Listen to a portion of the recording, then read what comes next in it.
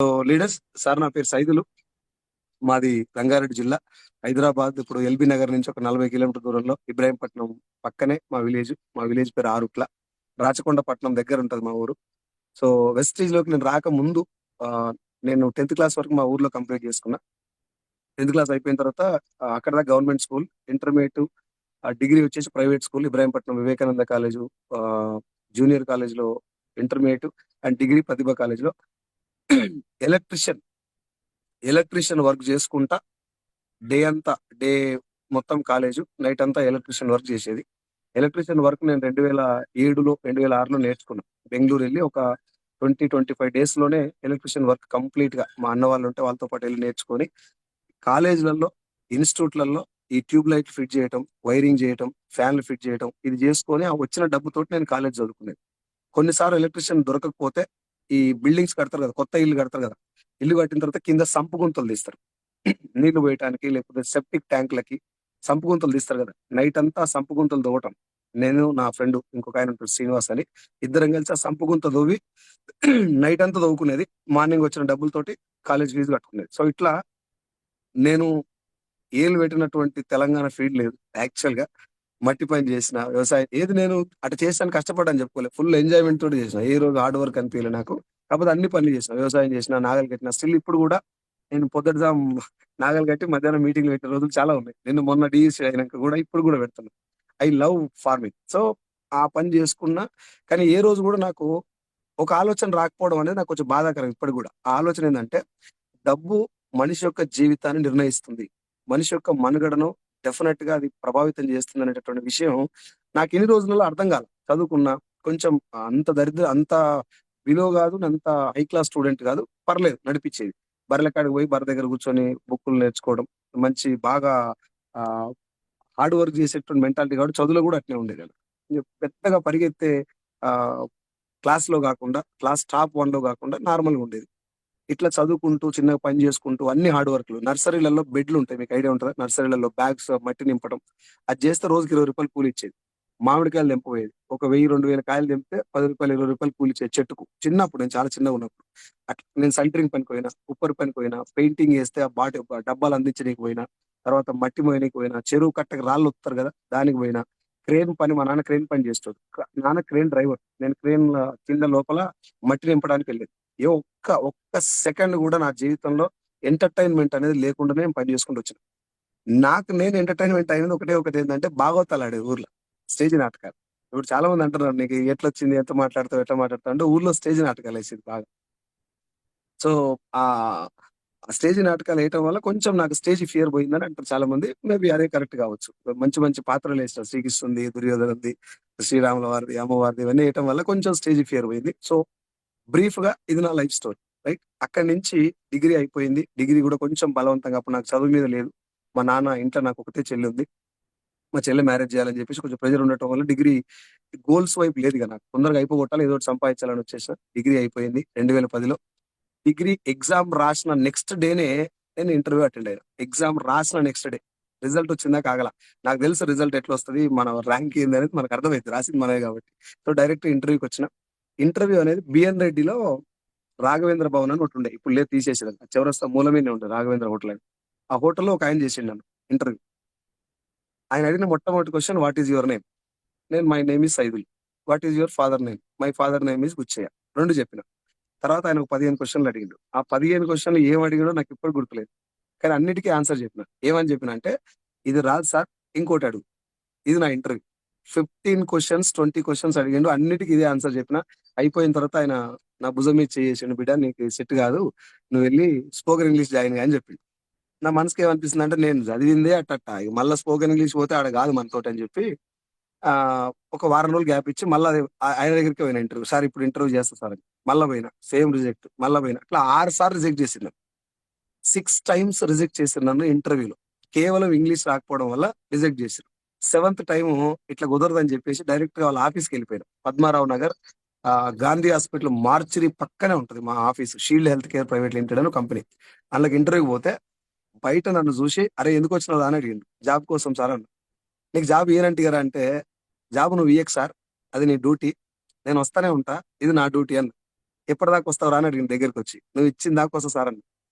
ఆయనకి పిచ్చిలారా నీకు నీకు జాబ్ రాదురా నీకు ఇయ్యరు రా అని అంటే, సార్ నువ్వు ఇయ్యకు, నేను ఇయ్యమని అడుగుతలేను కదా, నేను వస్తూనే ఉంటాను నా ట్రైన్ అని చేసుకొని అంటే ఇది వదిలిపెట్టట్లేదు అని చెప్పేసి కంపెనీ ఓనర్ ఉన్న రూమ్ లకు నెట్టిండాను. ఓనర్ ఉన్న రూమ్ లకు నెట్టంగానే నాకు నాకు మైండ్ లో ఒకటి బాగా తెలుసు, మా నాన్న మాట చెప్పేది, మనం బలంగా ఫిక్స్ అయితే భగవంతుడు కొంచెం సపోర్ట్ చేస్తాడు రా.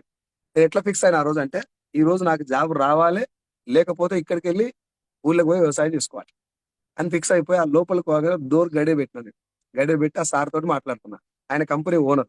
భగవంతుడు నాకు ఇచ్చిన రెండు వరాలు ఏంటంటే, ఆయన తమిళ్ బ్రాహ్మణ్, తెలుగు బాగా అర్థమవుతుంది, తిరిగి తెలుగు మాట్లాడలేడు. ఇది వరం నెంబర్ వన్ నాకు. రెండో వరం ఏంటంటే, ఆయన ఇంగ్లీష్ బాగా మాట్లాడతాడు, అది మనకు అర్థం కాదు. ఈ రెండు వరాల వల్ల నా కష్టాలు నా ప్రాబ్లమ్స్ వినడం తప్ప ఆయనకు వేరే ఛాన్స్ లేదు. దానివల్ల ఒక హాఫ్ అన్ అవర్ టైం దొరికింది నా బాధలు మొత్తం చెప్పిన. అబద్ధం చెప్పాల, ఎక్కడ అబద్ధం చెప్పాల. నా ఫ్యామిలీ సిచ్యువేషన్ అవన్నీ చెప్పడం వల్ల లిటరల్ గా చెప్పాలంటే ఆయన కన్నీళ్ళు పెట్టుకున్నాడు నా బాధలన్నీ విని. ఇన్ని కష్టాలు పడ్డా సార్ నేను అంటే, నేను నేను హార్డ్ వర్కే చేసిన కానీ ఇన్ని పనులు చేసిన అని చెప్పేసరికి ఆయన, నేను ఆ బాధతోటి చెప్పలా, ఇన్ని వర్క్ చేస్తా సార్ అంటే కొంచెం ఆయన కళ్ళ నీళ్ళు కనబడి నాకు. నాకు అయిపోయింది, నాకు ఆ జాబ్ వచ్చింది అనుకున్నా, ఇచ్చేసిండు. 4,500 నా జీతం. ఆ జాబ్ వచ్చిందన్న సంతోషంలో పద్మారావు నగర్ నుంచి దిల్సుఖ్ నగర్ ముసరాంబాగ్ చౌరస్తా దాకా నడుచుకుంటూ వచ్చిన పరిగెత్తుకుంటా. అది సంతోషం ఒక్కటే కాదు, నా జేబులో డబ్బులు లేవు ఆ రోజు. అక్కడి నుంచి ఇక్కడ దాకా రావడానికి నా జేబులో ఎగ్జాక్ట్ గా 7.5 ఉన్నాయి, 7 రూపాయల 8 పైసలు ఉన్నాయి. అది తీసుకొని వచ్చి ముసరాంబాగ్ దాకా మా ఫ్రెండ్ వచ్చిండు. కర్మన్ గట్లో నేను స్టే చేసేటప్పుడు ముసరాంబాగ్ దాకా మా ఫ్రెండ్ వస్తే రూమ్ కి వెళ్ళిపోయాను. ఫుల్ ఎంజాయ్ నైట్ అంతా. చెప్పారు మా ఫ్రెండ్స్ అంతా, నీకు జాబ్ వచ్చిందా, లైఫ్ సెట్ అయిపోయింది అంటే. నేను కూడా అట్నే అనుకున్నా, లైఫ్ సెట్ అయిపోతుంది అనుకున్నా. 4,500 నా శాలరీ. నెక్స్ట్ మంత్ ఖర్చులు 5,000. 4,500 జీతం ఉన్నప్పుడు ఖర్చులు 5,000. నేను అనుకున్నారే ఇంకొక 1,000 రూపాయలు పెడితే లైఫ్ మారుతా అనుకున్నా. జీతం 6,000 అయింది, ఖర్చులు 7,000 అయినాయి. జీతం 10,000 అయింది, ఖర్చులు 12,000 అయినాయి. ఈ గ్యాప్ లా నాకు దయతోటి ఉద్యోగం వచ్చిందని మీకు చెప్పిన కదా. దయతోటి, టాలెంట్ తోటి కాదు, దయతోటి ఉద్యోగం వచ్చింది. 2010లో నాకు జాబ్ వచ్చింది. 2013 దాకా పిచ్చి కుక్క పని చేస్తుండే.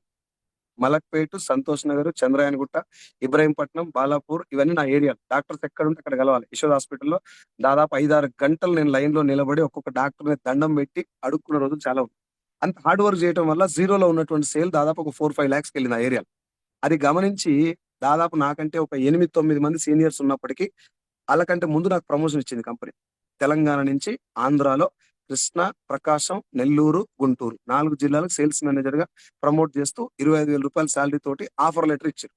అది తీసుకొని సైలెంట్ గా ఉండాలి కదా, ఉండాల. తీసుకుపోయి మా నాన్నకు చెప్పిన, నాన్న నాకు ప్రమోషన్ వచ్చింది. ఆ ప్రమోషన్ అంటే ఏందిరా అంటే, జీతం పెరిగిందన్న. ఎంత పెరిగిందిరా అంటే, అప్పుడు 4,000 ఉండే, ఇప్పుడు 25,000 అయింది నా శాలరీ అని చెప్పిన. మా నాన్నకి అర్థమైపోయింది, పైసలు ఎక్కువైతే ఖరాబ్ చేస్తారని చెప్పి వాళ్ళ నీళ్ళు అడిగిన అట్టాడు దోలాడికి వచ్చి పెళ్లి చేసిండు మా నాన్న. నాకు ప్రమోషన్ పెళ్లి ఒకటే సరైంది. అటు పోయినా నేను పెళ్లి చేసుకున్నటువంటి 4th డేనే కాళ్ళకు పసుపు కూడా మొత్తం పోలే. భార్యను తీసుకొని గుంటూరుకి వెళ్ళిపోయింది. బ్యాచులర్ గా ఫస్ట్ వెళ్ళి మళ్ళీ ఒక 1 month తర్వాత రిటర్న్ వచ్చి పెళ్లి చేసుకొని వెళ్ళిపోయినా. అక్కడే ఒక రూమ్ లో ఉన్నా, 2 రూమ్లు 4 రూమ్లు మారిన అక్కడే. అప్పుడు శాలరీ 25,000. బ్యాచులర్ గా ఉన్నప్పుడు ఏంటంటే ఒక రోజు తినేది, ఒక రోజు తినకపోయినా మనమే కదా అనుకొని నీళ్లు తాగి నడిపించేది. భార్య వచ్చినాక అట్లా ఉండదు కదా.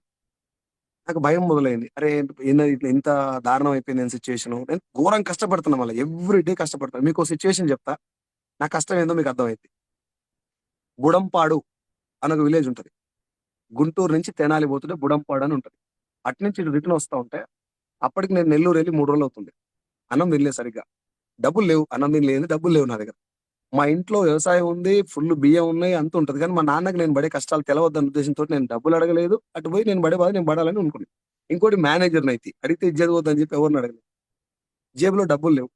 పినాకిని అని ట్రైన్ ఉంటది. నెల్లూరులో పని చేసుకొని 5 గంటలకు పినాకిని ఎక్కి తెనాలిలో 7:30, 8 గంటలకు దిగి అక్కడి నుంచి వాడు బైక్ పెట్టిపోయేది. వస్తా ఉంటే కడుపులో మలమల మాడిపోతుంది. 3-4 డేస్ అవుతుంది సరిగ్గా తినక. ఆంధ్రాలో ఒక పుణ్యకార్యం ఉంది, నేను ఇప్పటికీ ఆంధ్రలోకి దండం పెడతా. ఆ పుణ్యం ఏంటంటే, తెలంగాణలో అన్నదానం చేస్తారు, ఇట్లా పెడతారు అన్నదానం అని. ఎవరు వస్తే వాళ్ళకి అన్నం పెడతారు. ఆంధ్రాలో పిలిచి మరీ పెడతారు, కొట్టి మరీ పెడతారు. నేను అక్కడి నుంచి బైక్ లో నుంచి వస్తుంటే వినాయకుని తీసుకెళ్తారు. గుడంపాడు నుంచి వినాయకుని నిమజ్జనం తీసుకెళ్తారు. ఒక ఆయన ఇట్లా అన్నాడు, నాకు కొంచెం జర ఆత్మాభిమానం అడ్డు చెల్లబుద్ధి కాలే. నడు అన్నాడు. ఓ సంచి తీసుకున్నాడు. సంచి నిండా ఇంత పులిహోర పెట్టిండు. అమ్మ తోడు సార్ నైట్ 1 గంట దాకా తిన్నా పులిహోర. తింటనే ఉన్నా ఆకలి దారలే. కళ్ళెమ్మ నీళ్ళు వస్తున్నాయి తింటున్నా, కళ్ళెమ్మ నీళ్ళు వస్తున్నాయి తింటున్నా. దేవుడే నా ఆకలి చూడలే కట్టించిన అనుకో. తిండికి కూడా ఈ రోజులలో బాధపడరా సార్ అని మీకు అనిపించచ్చు. ఆ టైం అట్లా వచ్చింది నాకు. అది సిచ్యువేషన్ నెంబర్ 1. రెండో సిచ్యువేషన్ అంటే ఈ 2 చెప్తే మీకు దాదాపు నా బాధలు మొత్తం అర్థమైపోతాయి. మొత్తం చెప్తే ఏడుస్తారు ఈడున్నోళ్ళంతా. నా స్టోరీ కాదు. మీలో చాలా మందికి కూడా ఇట్లాంటి స్టోరీలు ఉంటాయి. ఒక పూట నా దగ్గర బ్యాగ్‌లో డబ్బులు లేకపోతే మామిడికాయ చట్నీ ఉంటది కదా! మా అమ్మ ఇడికెళ్ళి పెట్టించింది. ఆ మామిడికాయ చట్నీ మొత్తం నీళ్ళలో కడిగిన. కడిగి ఆ మిగిలిన మామిడికాయ పచ్చళ్ళు తిని పడుకున్నాను. That was my life. Right. అక్కడి నుంచి ఇక నేను చిన్నగా మ్యారేజ్ అయింది. కొంచెం ఇబ్బందులు అవుతున్నాయి.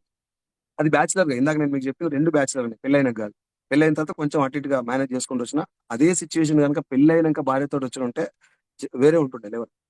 ఇక మేనేజ్ చేయడానికి క్రెడిట్ కార్డ్ గీయడం, అట్ట గీకడం, ఇట్ట గీకడం కొంచెం అప్పులు చేసి మ్యారేజ్ లైఫ్ లీడ్ చేస్తున్నా. మళ్ళీ హైదరాబాద్‌కొచ్చిన. ఎప్పుడు 2013లో ఎళ్ళిన నేను 2017లో ఇంకో కంపెనీకి చేంజ్ అయ్యి హైదరాబాద్‌కొచ్చిన. హైదరాబాద్‌కి రావటమే తెలంగాణ మొత్తానికి సేల్స్ మేనేజర్‌గా నాకు ప్రమోషన్ ఇచ్చింది. రూ.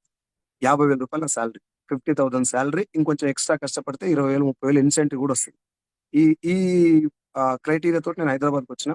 ఇంగ ఊర్లో గూడా కొంచెం నా అమ్మ, నాన్నని చూసుకుంటున్నా, హ్యాపీగున్నా, నడుస్తుంది. అప్పులు లేవు, పెద్దగా మిగులుబాటు కూడా లేదు. నడుస్తుంది బండట్లా. ఈ గ్యాప్‌లో ఒకరోజు ఇంటికి పోయినాం. నేను, నా భార్య, మా అమ్మ, నాన్న అందరం కలిసి ఇంట్లో పడుకున్నాం. పిల్లలు అందరూ కలిసి ఇంట్ల. మా ఇల్లు పెంకుటిల్లు. ఆ చెల్లెలి పెళ్లి చేసినాం అయిపోయింది కాబట్టి నాన్న ఒక మాట అన్నాడు. ఎందుకో మరి అది ఇట్లా ఇక్కడ దాకా రావాలని ఉంది కాబట్టి ఆ మాట అన్నాడేమో. "బిడ్డ నాకు 2 కోరికలుండెరా. బిడ్డ పెళ్లి బాగా చేయాలనుండే. కొద్దో గొప్పో ఉన్నంతలో మంచిగానే చేసినాం బిడ్డ పెళ్లి. రెండోది నీకు ఇల్లు కట్టియాలనుంది బిడ్డ. నాకేమనిపిస్తుందంటే ఈ పెంకుటిల్లులో చచ్చిపోతున్నావురా ఇల్లు కట్టకుండా" అని ఆ పెంకలు చూసుకుంటా అన్నాడు. అది మనసులో గట్టిగా పడ్డది. నానంటే పిచ్చి. మామూలు పిచ్చి కాదు. చాలా ఉంటది. మీలో చాలా మందికి అట్లా ఉంటది. మాకు మెంటల్. ఏ హీరో గూడా లెక్క చేయను నేను. నాన్న తర్వాత అందరూ. అంత అదున్నట్టు అరే నేను తెలంగాణ మేనేజర్‌గున్నా. 50,000 సాలరీ ఉంది. ఈ 30 ఇయర్స్ ప్లస్‌లో వచ్చిన మా నాన్న ఏంది ఇంత డిసప్పాయింట్‌లో ఉన్నాడు. ఇల్లు కట్టకపోవడం ఏంది? కడదాం ఏమన్నా గాని అని చెప్పేసి అప్పు లేదు కాబట్టి ఆ ధైర్యంతో అప్పు లేదు, మిగులు కూడా లేదు. రూపాయి కూడా జేబులో లేదు. హైదరాబాద్‌కొచ్చిన 50,000 సాలరీ ఇంకోటేంటంటే మన shield health care private limited అనే కంపెనీ లిస్టెడ్ కంపెనీ మంచి నోన్ కంపెనీ అది. Chennai based company. ఎమ్మటే లోన్ అప్లై చేయగానే కంపెనీ లిస్టెడ్ కాబట్టి ఎమ్మటే లోన్ ఇచ్చారు. 9,00,000 లోన్ ఇచ్చారు. నేను 9,00,000 తోటి ఇల్లు మొదలుపెట్టిన ఊర్లోకి పోయి. 9,00,000 తోటి ఇల్లు మొదలుపెట్టి 9,00,000లో అయిపోవాలి. 8,00,000లో ఇల్లు అయిపోవాలి. 1,00,000లో అన్న బోర్ కొడుతుందా? లేదు లేదన్నా. అది ఒక కాల్ ఎందుకు ఇదంతా చేస్తున్నా. చెప్తున్నా అనేది మీకు ఒక 1, 2 మినిట్స్ లేదు తర్వాత లేదు. అర్థమవుతుంది. సూపర్. So continue. 9,00,000లో ఇల్లు స్టార్ట్ చేసిన. 8,00,000లో ఇల్లు కంప్లీట్ అవ్వాలి. 1,00,000లో నేను గృహప్రవేశం ప్లాన్ చేసుకున్నా. థిస్ ఈస్ వాట్ ఇది నా ప్లాన్. ఇల్లు మొదలు పెట్టంగానే నేను ఎట్లా అనుకున్నా అంటే గోడలు కట్టేసేసి దాని మీద స్లాబ్ ఏసి ఒక 2 రూములు చేద్దాం అనేది నా ప్లాన్. అది 8,00,000లో అయిపోతది. 100% ఇంకా తక్కువనే అయితది. ఇల్లు మొదలు పెట్టంగానే చుట్టాలొస్తున్నారు. ఫ్రెండ్స్ వస్తారు కదా! ఇంటి పక్కనోడు ఆడిడొస్తాడు. "ఏం చేస్తున్నావురా?" "ఇల్లు కడుతున్నా." గోడల మీద కడతాడారా ఎవడన్నా?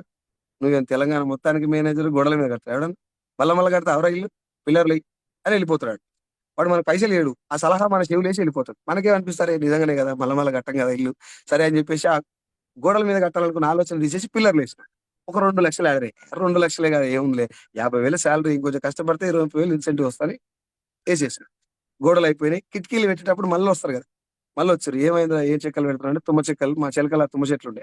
కొట్టి వడ్లాయనకిస్తే ఆయన మామూలు పాత చెక్కలు పెడతా అని చెప్తే, ఆ ప్లాన్ ఉందని చెప్పిన. "ఏయ్! తుమ్మ చెక్కలు పెడితే చాన రోజులు ఉండదు బిడ్డ. టేకు పెట్టు" అన్నారు. ఆళ్ళందరూ వాడిన ఒక కామన్ డైలాగ్ ఏందంటే, "మల్ల కడతావా?" ఇది మీలో కూడా చాలా మందికి ఎక్స్‌పీరియన్స్ ఉంటది. బైక్ కొన్నప్పుడు, పెళ్లి చేసుకున్నప్పుడు, మల్ల కొంటావా? ఇది చాలా డేంజర్ డైలాగ్ మచ్చా. మన జేబులో తడి చూసుకోకుండా అన్న 1 మినిట్ కొంచెం ఛార్జింగ్ దగ్గర పడ్డట్టుంది చూసుకోండి. ఫోన్ ఏదో యెస్. Problem yes. ఉన్నట్టుంది. 1 యెస్. మినిట్ అన్న ప్లీజ్. యాహ్! ఆ సిట్యుయేషన్ నాది. ఆ టైమ్ వచ్చేసరికి నా మైండ్‌లో కొంచెం స్ట్రక్ అయిపోయింది. 15,000 వచ్చిందని చెప్పేసి ఇంకోటేం తెలుసా? ఇక్కడ కామెడీ ఏందంటే, ఇంత కష్టాల్లో గూడా నా దరిద్రం ఏమనిపిస్తుందంటే, రూ. 15,000 ఎందుకు పంపించినారని నా మనసు ఏం చెప్పింది తెలుసా? అరే! ఇన్ని రోజులు దాకా కంపెనీకి సేవ చేసినాం గదా! లాక్‌డౌన్ వచ్చింది గదా! మాస్కులకు, శానిటైజర్‌లకు ఎక్స్‌ట్రా పైసలు ఇచ్చిరనుకున్నా నేను. కంపెనీ మీద అప్పటికి కూడా ఇంకా బ్యాడ్ ఒపీనియన్ రాలేదు నాకు. ఆ తర్వాత కొంతమంది నార్త్‌లో ఉన్నటువంటి నా ఫ్రెండ్స్‌కి ఫోన్ చేసిన. "భాయ్ క్యా హువా మేరే 15,000 ఆ గए" అంటే "మేరే భీ ఉतना ही आ गया" అని చెప్పిర్రు. చెప్పిన తర్వాత నాకు అర్థమైంది. అమ్మ! బాంబ్ పడ్డది. అయితే ఎగ్జాక్ట్ ఈ పాయింట్‌లో నాకొచ్చిన ఒక రియలైజేషన్ ఏందంటే, గడిచిన 10 సంవత్సరాల జాబ్‌లో నాకు కొంతమంది అప్రోచ్ అయ్యారు.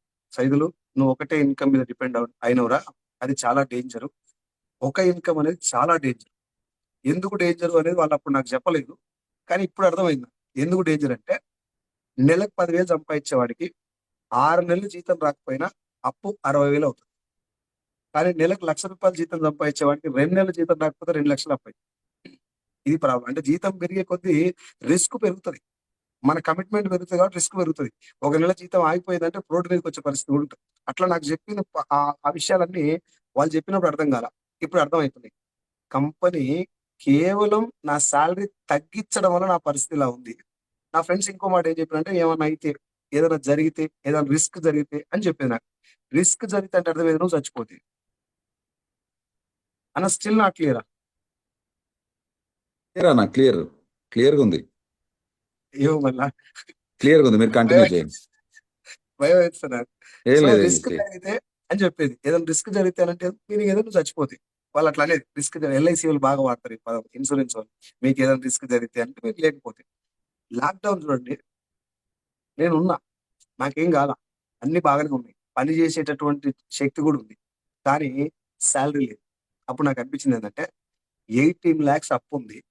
భార్య పిల్లలున్నారు. అమ్మ నాన్న ఉన్నారు. నాకేమీ జరగలేదు. కేవలం కంటికి కనిపించనటువంటి ఒక వైరస్ వల్ల నా కంపెనీ ఓనర్ పెట్టిన ఒక సంతకం వల్ల నా జీవితం తిరగబడిపోయింది. ఒకవేళ నేను లేకపోతే నా పరిస్థితి ఏంటి? ఈ క్వెషన్ వెన్నుపూసల వణుకు పుట్టించింది నాకు. అప్పుడు డిసైడ్ అయినా జాబ్ మాత్రం చేస్తూ ఇంకేదైనా చేయాలి. ప్రాణం మొత్తం పెట్టినా పర్లేదు గానీ వేరే పని చేయాలి. జాబ్ మీద మాత్రం డిపెండ్ అవ్వద్దు. ఓన్లీ జాబ్ చాలా డేంజర్. ఓన్లీ జాబ్ చాలా డేంజర్. జాబ్ చెడ్డది కాదు సార్, నేను అందరూ చెప్తున్నా. ఏ జాబ్ చెడ్డది కాదు. నువ్వు చేసే ప్రతి పనిని ఖచ్చితంగా నేను గౌరవిస్తా. చిన్న పనైనా, పెద్ద పనైనా నువ్వు చేసే పని ధర్మబద్ధమైన పని ప్రతీది మంచిది. కానీ ఉద్యోగం నీ బలం కాదు. ఉద్యోగం చెడ్డది కాదు. నీ బలం ఉద్యోగం కాదు. ఇది నాకు చిన్నగా అర్థం చేసుకొని ఏదైనా చేయాలనే టైంలో నాతో పాటు డిగ్రీ చదువుకున్నటువంటి మిస్టర్ బాలం శ్రీనివాస్ సార్, మీకు అందరికి తెలిసినటువంటి వ్యక్తి. పర్ మంత్ 9,00,000 తీసుకుంటున్నటువంటి double universal crown director.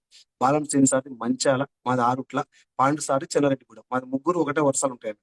Right. Pandu sir నాకు పరిచయం లేని వ్యక్తి. పాండు సార్ అనేటాయన జస్ట్ మన శ్రీనివాస్ సార్‌కి క్లాస్‌మేట్ ఆయన. శ్రీను సార్ నేను డిగ్రీ చదువుకున్నాం. వాళ్ళిద్దరు ఇంటర్మీడియట్ క్లాస్ చదువుతున్నారు. శ్రీను సార్ నేను డిగ్రీ క్లాస్‌మేట్స్. అయితే నాకు వెస్టీజ్ అనే పేరుతోటి ఒక వీడియో పంపించిండు నాకు. అందులో మహబూబాబాద్ నుంచి ఒకాయన, నేను 10 సంవత్సరాలు జాబ్ చేస్తే నా జీతం 10,000, ఇందులోకొచ్చిన 10 నెలల్లో 10,000 అని చెప్తున్నాడు ఈయన. నాకక్కడ కనిపించింది ఏందంటే వెస్టీజ్ అని పేరు ఒకటి కనపడింది. ఇదొకటి. ఈ పేరు తీసి గూగుల్‌లో కొట్టా. గూగుల్‌లో కొడితే సబ్బు, సర్ఫు, షాంపూ, పేస్ట్ ఇవి కనపడుతున్నాయి. ఆల్రెడీ తెలంగాణ సేల్స్ మేనేజర్ కదా! మీరు ఒప్పుకున్నా, ఒప్పుకోకపోయినా కొంచెం కిరీటం ఉంటదా ఉండదా? మనం ఎంత మంచోళ్ళమైనా ఆ అహం ఉంటది. ఊళ్ళో వార్డ్ మెంబర్ పోటీ చేసి ఓడిపోయినోడే చెప్తుంటలేడు. గెలిచినోడు కాదు. ఓడిపోయినోడే చెప్తుంటలేడు. ఇంక తెలంగాణ మేనేజర్ అంటే ఎట్లుంటది? ఆడు నాకు ఫ్రెండ్ మళ్ళా. ఏదైనా పెద్దోళ్ళు చెప్తున్నా లేకపోతే వేరే వాళ్ళు చెప్తున్నా కొంచెం అటెన్షన్ ఇస్తుంది. నా ఫ్రెండ్ కాబట్టి నేనేమనుకున్నా, ఒరేయ్! నేను ఇంత బతికి సబ్బులు అమ్ముకోవాలి. నా కష్టాల్లో ఉన్నా కరెక్టే. మరి గింతగానమా? ఎంత ఆకలైనా కూడా ఫినాయిల్ తాగుతారు అన్నట్టు నా మనసు యాక్సెప్ట్ చేయలే. సప్లై కంపెనీ ఉందని స్కిప్ చేసిన. ఎవ్రీ డే నాకు వీడియో, పోస్టర్, లక్షొచ్చింది, కారొచ్చింది ఇవన్నీ పంపించేవాడు. సబ్బులలో లక్షలు ఎడికెళ్ళొత్తారు అని అన్ని స్కిప్ చేస్తున్నా. అసలు నా మైండ్‌లో 1% కూడా పోతలేదు. అప్పుడు Balam Sen sir panchayati secretary deputation మీద మన రంగారెడ్డి జిల్లా కలెక్టరేట్‌లో సెక్షన్ అసిస్టెంట్‌గా పనిచేస్తున్నాడు. కర్మన్ ఘాట్ నుంచే వెళ్ళిపోయింది. రోజు సాయంత్రం రావటం, మా ఇంట్లో కూర్చోవడం. మా ఇంట్లో అంటే రెంట్ ఇల్లు. అలా కూర్చునేది. సైదులో ఇట్లా బిజినెస్ అంటే తర్వాత గాని చాయ్ తాగు. ఇగో మిర్చిలు తిను. ఇగో చికెన్ అన్నం వేసుకొని తిను. ఇట్లా తినబెట్టేదాన్ని. తొందరగా వెళ్ళిపోవాలని. ఎందుకంటే ఇది సబ్బుల కంపెనీ మనకు సెట్ కాదు. ఇది ఉంది నా మైండ్‌లో. ఏదన్నా చేయాలని ఉంది గానీ, మనిషి దౌర్భాగ్యం చూడండి. భగవంతుని ముందలకి పోయి దండం పెడతాం. దేవుడా నాకేదైనా ఇయ్యి అని. ఎవడైనా వచ్చి ఎనకాల ఇట్లా పిలుస్తాడు అప్పుడు.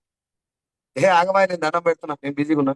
వచ్చిందే నువ్వు దండం ఎందుకు పెట్టినావు అది చెప్తానికి రా భోషడికి అన్నట్టు దేవుడు అంటాడు. నీకు వచ్చిందే నువ్వు ఏం అడుగుతున్నావు అది ఇస్తానికి రా అని వెనకాల పిలుస్తుంటారు. మనకు అది అర్థం కాదు. ఇప్పుడు నేను దండం పెట్టింది దేవుడికి, దేవుడా నేను బతికున్న రోజులు మా అమ్మ నాన్న కష్టం రావద్దు. నా భార్య పిల్లలు బాగా చూసుకుని ఒక ఆపర్చునిటీ అని నేను దండం పెడుతున్నా. సీన్ సార్ మా ఇంటికి వచ్చిందే అందుకు. నేనేమనుకున్నా ఇది కాదు నేను ఇంకోటి చేయాలి. నా మనసు అది ఉంది అప్పుడు. అట్లా 4 నెలలు వచ్చింది సీన్ సార్ మా ఇంటికి. 4 మంత్స్ 120 రోజులు. ప్రతిరోజు మా ఇంటికి వచ్చేది. నేనేమో డిన్నర్ చేపించి పంపించేది. డిన్నర్ చేపించి పంపించేది. నన్ను అడిగిన రెండే 2 క్వెషన్‌లు బాలం సేన్ సార్. నన్ను జాయిన్ అవ్వమని అడగలేదు. బిజినెస్ చేయమని అడగలేదు. నీ లైఫ్ బాగుంటదని అడగలేదు. సైదులు నువ్వు కష్టాల్లో ఉన్నావు. నేను కష్టాల్లో ఉన్నా. నువ్వు ప్రైవేట్ జాబ్ చేస్తూ నాకంటే ఎక్కువ సాలరీ సంపాదించి నువ్వు కష్టాల్లోనే ఉన్నావు. నీకంటే తక్కువ సాలరీతో నేను గవర్నమెంట్ జాబ్‌లో ఉన్నా కూడా నేను కష్టాల్లోనే ఉన్నారా? నీకు నాకు తేడా ఒకటే. మీ నాయన బర్రెలు కాస్తాడు. మా నాయన గొర్రెలు కాస్తాడు. ఈ ఇద్దరి కష్టాలు సేమ్ ఉన్నాయిరా. నాకు కంపెనీ ఈ బిజినెస్ బాగా అర్థమైంది. నేను ఒకటే అడుగుతున్నా. మీటింగ్‌కి రా. బిజినెస్ ఏదో తెలుసుకో. బాగాలేదనుకో మానేద్దాం. మంచిగుంటే చేద్దాం. ఈ మాట 120 రోజులు అడిగిండు. ఇప్పటికి నేను షాక్ అయితా. నాకేం పుట్టింది ఆ రోజు? కనీసం పోయి ఇంటేం పుట్టిందనిపిస్తది నాకు. ఎంఎస్ఆర్ గారితో కూడా ఒకసారి అంటే ఏమన్నా తెలుసా, నెత్తి మీద గ్రహాలు ఉంటాయి సార్, అవి పోనీయాయి, అవి తొలిగినాకనే పోతాను అని చెప్పింది సార్. నాకు కరెక్ట్ ఏమో అనిపించింది నాకు. నన్ను ఏమన్నాడు, జాయిన్ అవ్వమనిలే, కొనుక్కోమనిలే, నీకు లైఫ్ బాగుంటుంది, ఏం చెప్పలే నాకు. మీటింగ్ రారా గంట సేపు అని చెప్పి పోబుద్ది కానీ లాస్ట్ కి సీన్ సార్ వెస్టిజ్ వాళ్ళ దగ్గర గొప్పతనం ఏంటంటే ఉన్నటువంటి అన్ని అస్త్రాలు ప్రయోగిస్తారు. అన్ని సామ దాన భేద దండోపాయాలు అన్ని ప్రయోగించి ఒకటే క్రైటీరియా పోయి ఆయనకి చెప్పాలంతే, వాడు జాయిన్ కానీ కాకపోయి. అట్లా సీన్ సార్ ఆఖరి అస్త్రంగా ఏం ప్రయోగించిందంటే, సైదులు నేను చాలా నిజం అబద్ధం కాదు నిజం చెప్పి అస్త్రం అంటే మళ్ళీ ఏదన్నా మేనిఫెస్టేషన్ అనుకో, ఏం చెప్పినంటే సార్ సైదులు, నేను డిగ్రీలో ఉన్నప్పుడు గవర్నమెంట్ జాబ్ గురించి ఎంత కష్టపడ్డానో నీకు తెలుసు అన్నాడు. వాడు కష్టం ఎట్టబడ్డాడు అంటే, నాకు గవర్నమెంట్ జాబ్ రాకపోతే నేను పెళ్లి చేసుకోను రా అని చెప్పేవాడు నాకు. నేను అనుకున్నా నేను పెళ్లి అయిందో కాదు, ఎందుకంటే నేను ఆ శబ్దాలు చేయలేదు. నేను ఆ శబ్దాలు చేస్తే నాకు పెళ్లి అయ్యేది కాదు పక్క. వాడు చేసిండు, వాడు కొట్టిండు గవర్నమెంట్ జాబ్. ఇంత కష్టపడి గవర్నమెంట్ జాబ్ కొట్టినటువంటి వ్యక్తి ఇంత కష్టపడి నాకు జాబ్ వచ్చిందిరా, నీకు తెలుసు నాకు జాబ్ ఎట్లా వచ్చిందో, అలాంటి జాబ్ను కూడా ఇప్పుడు నేను చేయబోయే వెస్టేజ్ గురించి వదిలేస్తున్నా అన్నాడు. ఎంత బేకార్ గానికైనా ఎంత బడివే గానికైనా ఒక చిన్న స్పార్క్ తగులుతుంది మైండ్ లో, ఎక్కడనో కాడు, ఏనో లైన్. బుద్ధునికి రాయి చెట్టు కింద జ్ఞానోదయం అయినట్టు నాకు కూడా, అరే ఈడు ఇంత కష్టపడి గవర్నమెంట్ జాబ్ కొట్టింది కదా, మనకు రాలేదు గవర్నమెంట్ జాబ్. నాకు రాని గవర్నమెంట్ జాబ్ కొట్టినటువంటి వ్యక్తి గవర్నమెంట్ జాబ్ వదిలేసేంతగా వెస్టేజ్ లో ఏముంది, నెంబర్ వన్. నెంబర్ టూ, ఈయన ఎవడన్నా మాయ మాటలు చెప్పి మోసం చేసిండు అయింది, అప్పటికే లేపేసిరు ఎత్తేసిరు అని విన్నా నేను రెండు. నాకు ఇళ్ళ నేను నెట్వర్క్ మార్కెటింగ్ అసలు టచ్ లేదు కానీ విన్నా. ఈయన ఎవడన్నా మోసం చేసిన డౌట్ వచ్చి నేను మీటింగ్ వస్తారా అని చెప్పిన తోటి. నన్ను మీటింగ్ పట్టుకపోయారు. ఎట్లా తీసుకపోయారు తెలుసా, ఇప్పుడు విఎంసీఏ మెంబర్ ఉన్నటువంటి పాండ్ సారు బైక్ నడుపుతున్నాడు, నన్ను జాయిన్ చేయాలనుకున్న సీన్ సార్ వెనకాల కూర్చున్నాడు. అప్పుడు పాండ్ సార్ చెక్ 16,000, సీన్ సార్ చెక్ డబల్ అండ, రైట్. ఆ బైక్ నాదే, అందులో పెట్రోల్ ఉన్నదే, వీళ్ళిద్దరి మధ్యలో నన్ను కూర్చోబెట్టుకొని తీసుకుపోయి. సీన్ సార్కి నా మీద ఉన్న నమ్మకం అంత గొప్పది. నేను పోయింది ఏడికి, మాల్ మీటింగ్ దొరుకుతుంది మాల్లో, మీకు ఐడియా ఉంటుంది, మాల్ మల్లెపల్లి దగ్గర మాల్. పోతుంటే యాచారం దగ్గర, అరే పక్కన మామిడి పనులు ఉన్నాయి ఆపరాడే, వచ్చినాక బిర్యానీ తినిపిస్తాడు మీటింగ్. నాకేమనిపిస్తుంది అంటే, ఒరే అమ్మోరికి పనిచ్చి దున్నపోతులు పట్టుకోలేదో నన్ను, నేను ఏం పాపం చేసినా భయం అవుతుంది నాకు. తెలంగాణ మేనేజర్ కదా, తీసుకుపోయి మరి ఎంత కూరిస్తారో ఎంత బాధ పెడతారో అని భయం అవుతుంది. కానీ ఆ మీటింగ్కి వెళ్ళాం, కూర్చున్నాం. ఆ మీటింగ్ లో 6 ఉన్నారు, నేను 7వ వ్యక్తి. నా మనసు ఏం చెప్తుందంటే, మా చిన్న కంపెనీ ఇది, నాలాంటి పెద్ద సేల్స్ మేనేజర్ ఈ కంపెనీకి రావడమే ఎక్కువ అని నా మనసు చెప్తుంది. కానీ అక్కడ జరిగిన ఒక చిన్న గమ్మత్ ఏది నా మనసులో ఏమనిపించింది అంటే, 99% ఇది మందిని ముంచేది పక్క, లక్షలు అంటారంటే మోసం చేసేదే, 99% ముంచేదే. కానీ అంతరాత్మ ఏం చెప్తుందంటే, ఒక 1% అరే ముందు కూర్చొని వినరా, నీకున్న కష్టాలకి భగవంతుడు ఎక్కడి నుంచి డోర్ ఓపెన్ చేస్తున్నాడేమో తెలియదు, ఒకసారి విను, బాగలేదు అనుకో వెళ్ళిపోయి ఇక్కడి నుంచి, మంచిగా ఉంటే చూద్దాం తర్వాత అని ఒక మాట చెప్పడం వల్ల ఫోన్ సైలెంట్ లో పెట్టలా, స్విచ్ ఆఫ్ చేసి జైలు పెట్టుకొని కూర్చుంది. 15 minutes, 10-15 నిమిషాలు అక్కడ ఉన్నటువంటి కాన్సెప్ట్ ఈ రోజు నా ముఖాన్ని 70-80 లక్షల మంది పరిచయం చేసి 1,99,60,60,000 అర్న్ చేస్తారు చేసి, రాజన్న లాంటి ఒక మంచి పొజిషన్ లో ఉన్నటువంటి వ్యక్తులు మీలాంటి మహానుభావుల మధ్యలో మాట్లాడేటువంటి అవకాశం వచ్చింది ఆ 15 నిమిషాల క్లాస్ ద్వారా. ఇప్పుడు నేను ఆ 15 నిమిషాలు ఏం జరిగిందనేది నా వర్షంలో మీకు చెప్పడానికి ప్రయత్నం చేస్తాను. మళ్ళీ చెప్తున్నా మీ అందరికి, నేను ఎవరికి కోచింగ్ ఇవ్వట్లేదు, ఎవరికి ట్రైనింగ్ ఇవ్వట్లేదు, ఐఎమ్ నాట్ ఎక్స్పర్ట్. కాకపోతే the way I saw the direction, Peddi అని ఒక సినిమా వచ్చింది, ఒక్కొక్కరికి ఒక్కో రకంగా కనబడుతుంది. రివ్యూస్ అవుతారు కదా, ఒక్కొక్కరు ఒక్కొక్క రకం చదువుతారు దాన్ని. అంటే ఒక్కొక్కరికి ఒక్కో రకంగా కనబడుతుంది మూవీ. కొంతమందికి రామ్ చరణ్ యాక్టింగ్ నచ్చుతుంది, కొంతమందికి బుచ్చిబాబు డైరెక్షన్ నచ్చుతుంది, కొంతమందికి సాంగ్స్ నచ్చుతాయి, కొంతమందికి ఆ మోటివేషన్ నచ్చుతుంది. అట్లా నేను డైరెక్షన్ ఎట్లా చూసిన, వాళ్ళు నాకు చెప్పినటువంటి పాయింట్ బట్టి నేను ఏ వేలో స్టడీ చేసినానో మీకు చెప్పే ప్రయత్నం చేస్తాను. మళ్ళీ గుర్తు చేస్తున్నా, నేను ఎవరికంటే పెద్దోని కాదు, నేనే చెప్పిన మీకు 6 సార్లు ఇంటర్వ్యూ రిజెక్ట్ అయినా నా లైఫ్ ఎంత బర్బాద్ ఉన్నదో మీకు క్లియర్ చెప్పినాకనే ఇది చెప్తాను, రైట్. సో నాకు అక్కడ చెప్పినటువంటి పాయింట్ ఏంటంటే, డైరెక్ట్ సెల్లింగ్ హిస్టరీ అనేది మీ అందరూ తెలుసు. 1920లో యాక్చువల్ గా డైరెక్ట్ సెల్లింగ్ అనేది ఒక ఫామ్ రూప్ తీసుకున్నది. న్యూట్రలైట్ అనేటటువంటి ఒక సప్లిమెంట్ ద్వారా కాలిఫోర్నియా విటమిన్స్ అనే ఒక కంపెనీ స్టార్ట్ చేసినటువంటి కాన్సెప్ట్ 1920లో మొదలైంది. మన ఇండియాకి ఇది వచ్చింది యాక్చువల్గా 1880s నుంచి డైరెక్ట్ సెల్లింగ్ ఉంది, కానీ దాన్ని ఒక ఫామ్ లో తీసుకొని దానికి ఆ పేరు పెట్టింది మాత్రం 1920లో. ఇండియాకి వచ్చింది 1996లో. ఇండియన్ గవర్నమెంట్ ఈ ఫేక్ స్కీమ్లు ఏవైతే ఉన్నాయో, అంటే జనాలు ఖచ్చితంగా మోసం చేసి మోసం చేస్తున్నటువంటి చేయబోయేటటువంటి ఖచ్చితంగా రిస్క్ ఉన్నటువంటి స్కీమ్లు అన్నింటిని కూడా money circulation, pyramid scheme, Ponzi scheme, chain system, ఈ 4ని గవర్నమెంట్ ఆఫ్ ఇండియా 2013లో బ్యాన్ చేయడం జరిగింది. 2014లో రిజర్వ్ బ్యాంక్ ఆఫ్ ఇండియా ఈ స్కీమ్లు ఏవైతే ఉన్నాయో, అంటే పైసలు కట్టించేటటువంటి స్కీమ్లు ఏవైతే ఉన్నాయో వాటన్నిటిని సంపూర్ణంగా బ్యాన్ చేసింది. అందులో చీటీలు కూడా ఉంటాయి తెలుసా, మనం చీటీలు కడతాం చూడు, నెల చిట్టి, 1,00,000 రూపాయలు, అది కూడా ఉంటుంది. ఆ పైసలు కట్టేదాన్ని అది కూడా బ్యాన్ చేశారు, రైట్. ఈ గ్యాప్ లో మనీ సర్క్యులేషన్ స్కీమ్ బ్యాన్ చేసిన తర్వాత ప్రపంచవ్యాప్తంగా డైరెక్ట్ సెల్లింగ్ ఇండస్ట్రీలో ఉన్నటువంటి ఈ మంచి మంచి కంపెనీలు ఏవైతే ఉన్నాయో అందులో కొన్ని కంపెనీస్ ఇండియాలో నిలబడ్డాయి, మిగతా అన్ని కూడా చిన్న చదువుకోవడం మొదలుపెట్టాయి. చెడు ఏంది అని గవర్నమెంట్ చెప్పింది, కానీ మంచి ఏందో కూడా చెప్పాలి కదా మరి. అప్పుడు 2016 సెప్టెంబర్ 9వ తారీఖున కన్స్యూమర్ అఫైర్స్ మినిస్ట్రీ ద్వారా రామ్ విలాస్ పాస్వాన్ గారి ఆధ్వర్యంలో ఒక 13 పేజీల గైడ్ లైన్స్ ఫ్రేమ్ చేయడం జరిగింది. మన Indian government direct selling special, right, consumer affair ministry ద్వారా 2016 సెప్టెంబర్ 9వ తారీఖు డైరెక్ట్ సెల్లింగ్ ఇండస్ట్రీకి గైడ్ లైన్స్ వచ్చినాయి. ఆ గైడ్ లైన్స్ లో ఉన్నటువంటి రూల్స్ ను పాటించే ఏ కంపెనీ అయినా 100% జెన్యూన్, రైట్. అది పీడిఎఫ్ మీకు మనకు గూగుల్లో కూడా దొరుకుతుంది. 2021 డిసెంబర్ 28 నాలాగే చాలా మంది లాక్డౌన్ లో ఫైనాన్షియల్ ఎఫెక్ట్ అయిన వాళ్ళు రెండో ఆదాయం గురించి సెర్చ్ చేసి ఇటువైపు వస్తున్నారు డైరెక్ట్ సెల్లింగ్. జనాలు ఎక్కువ ఇటువైపు వస్తారు కాబట్టి అన్ని సెక్టార్ నుంచి ఇటువైపు వస్తున్నారంటే ఈ సెక్టార్ లో మోసాలు జరిగే అవకాశం పెరిగే ఛాన్స్ ఉంది. కాబట్టి ఇంకొంచెం దీన్ని కట్టడి చేయడానికి, ఇంకొంచెం దీన్ని ఒక ఎకో సిస్టమ్ బిల్డ్ చేయడం కోసం 2021 డిసెంబర్ 28వ తారీఖున చట్టబద్ధమైనటువంటి ఒక ఒక ఒక గెజెట్ రిలీజ్ చేయడం జరిగింది. గెజెట్ ఒక 14 పేజీలు ఉంటుంది. దాని తర్వాత 2023 జూన్ 21న అదే గెజెట్ ను ఒక చిన్న లైన్ ఉంటుంది, దాంట్లో నెట్వర్కర్స్ ద్వారా మనం డబ్బు సంపాదించవచ్చు అనేటటువంటి ఒక లైన్ రివైజ్ చేసి దాన్ని మళ్ళీ మనకి ఇప్పుడు ఫ్లెక్సిబుల్ గా ఉంటట్టు తయారు చేశారు. సో గవర్నమెంట్ వైపు నుంచి దీనికి క్లియర్ గా, క్లారిటీగా గైడ్ లైన్స్, రెగ్యులేషన్స్, ఫ్రేమ్వర్క్ అన్ని ఉన్నాయి. కాకపోతే అది చదివే వరకు ఉండదు. ఇప్పుడు నేను చెప్పిన అనుకోండి, చాలా మంది ఏమనుకుంటారు, అంత గట్టిగా చెప్తున్నట్టు ఉండొచ్చు అని అనుకుంటారు. నేను అంత ఎప్పుడు అనుకోలేదు. వాళ్ళు ఏ డేట్ చెప్పినా కొట్టి చూసుకునేది, దాన్ని కూడా మళ్ళీ 2-3 సార్లు సెర్చ్ చేసుకునేది. అట్లా మిమ్మల్ని కూడా నేను సెర్చ్ చేసుకోమని కోరుతాను. ఎవరైనా ఉంటే కొంచెం అనుమానం అటు ఇటు ఉన్నా కూడా వ్యక్తిని నమ్మొద్దు సార్, ఎప్పుడు వ్యక్తిని నమ్మొద్దు. వ్యక్తి మారుతాడు, వ్యవస్థ మారుతుంది. వ్యవస్థను బిలీవ్ చేయాలి ఎప్పుడైనా. అట్లా నేను చూసిన, నాకు కొంచెం బిలీఫ్ వచ్చిన బాగుంది, ఈ ఫ్రేమ్ వర్క్ బాగుంది అని చెప్పేసి చూసిన తర్వాత ఇండియన్ గవర్నమెంట్ కాకుండా తెలంగాణ గవర్నమెంట్ 2018 నవంబర్ లో తెలంగాణ గవర్నమెంట్ కూడా మన గైడ్ లైన్స్, మన మోడల్ గైడ్ లైన్స్ ఇష్యూ చేయడం జరిగింది. కేసీఆర్ సార్ మళ్ళీ మొన్న 2024 సెప్టెంబర్ 13వ తారీఖున PC Chauhan IAS, IPS, JS Ranjan IAS వీళ్ళిద్దరూ గవర్నమెంట్ చీఫ్ సెక్రటరీ, వీళ్ళ ఆధ్వర్యంలో FIDSA federation of Indian direct selling association వాళ్ళు క్లబ్ అయి తాజ్ డెక్కన్ హోటల్లో ఒక మీటింగ్ కండక్ట్ చేశారు. మీలో కొంతమంది వెళ్ళి ఉండొచ్చు ఆ మీటింగ్ కూడా. ఆ మీటింగ్ లో కూడా క్లియర్ గా వాళ్ళు మెన్షన్ చేసినది గవర్నమెంట్ వైపు నుంచి, అంటే డైరెక్ట్ సెల్లింగ్ ఇండస్ట్రీ చాలా మంచిది, కానీ మీరు అడ్డగోలుగా జనాల దగ్గరికి వెళ్ళి అరచేతిలో వైకుంఠం చూపించి నీ కార్ వస్తుంది, లచ్చ వస్తుంది, బిల్డింగ్ కట్టొచ్చు, బంగ్లాలు కట్టొచ్చు, ఫారెన్ ట్రిప్ వెళ్ళొచ్చు అని చెప్పి అబద్ధం మాటలు చెప్పకుండా అసలు బిజినెస్ ఏంటి, మెయిన్ కాన్సెప్ట్ ఏంటి అని చెప్పడం అని ఈ రకంగా ప్రమోట్ చేయండి అని చెప్పి వాళ్ళు క్లియర్ చెప్పారు. అది 2024లో చెప్పారు కదా. నేను 2021 నుంచి 2020 నేను జాయిన్ అయిన కాడికి వెళ్ళి అదే వర్క్ చేస్తాను.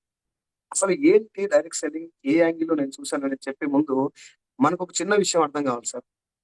Direct selling is a business. మీరు అవునన్నా కాదన్నా ఇట్స్ అ బిజినెస్, రైట్.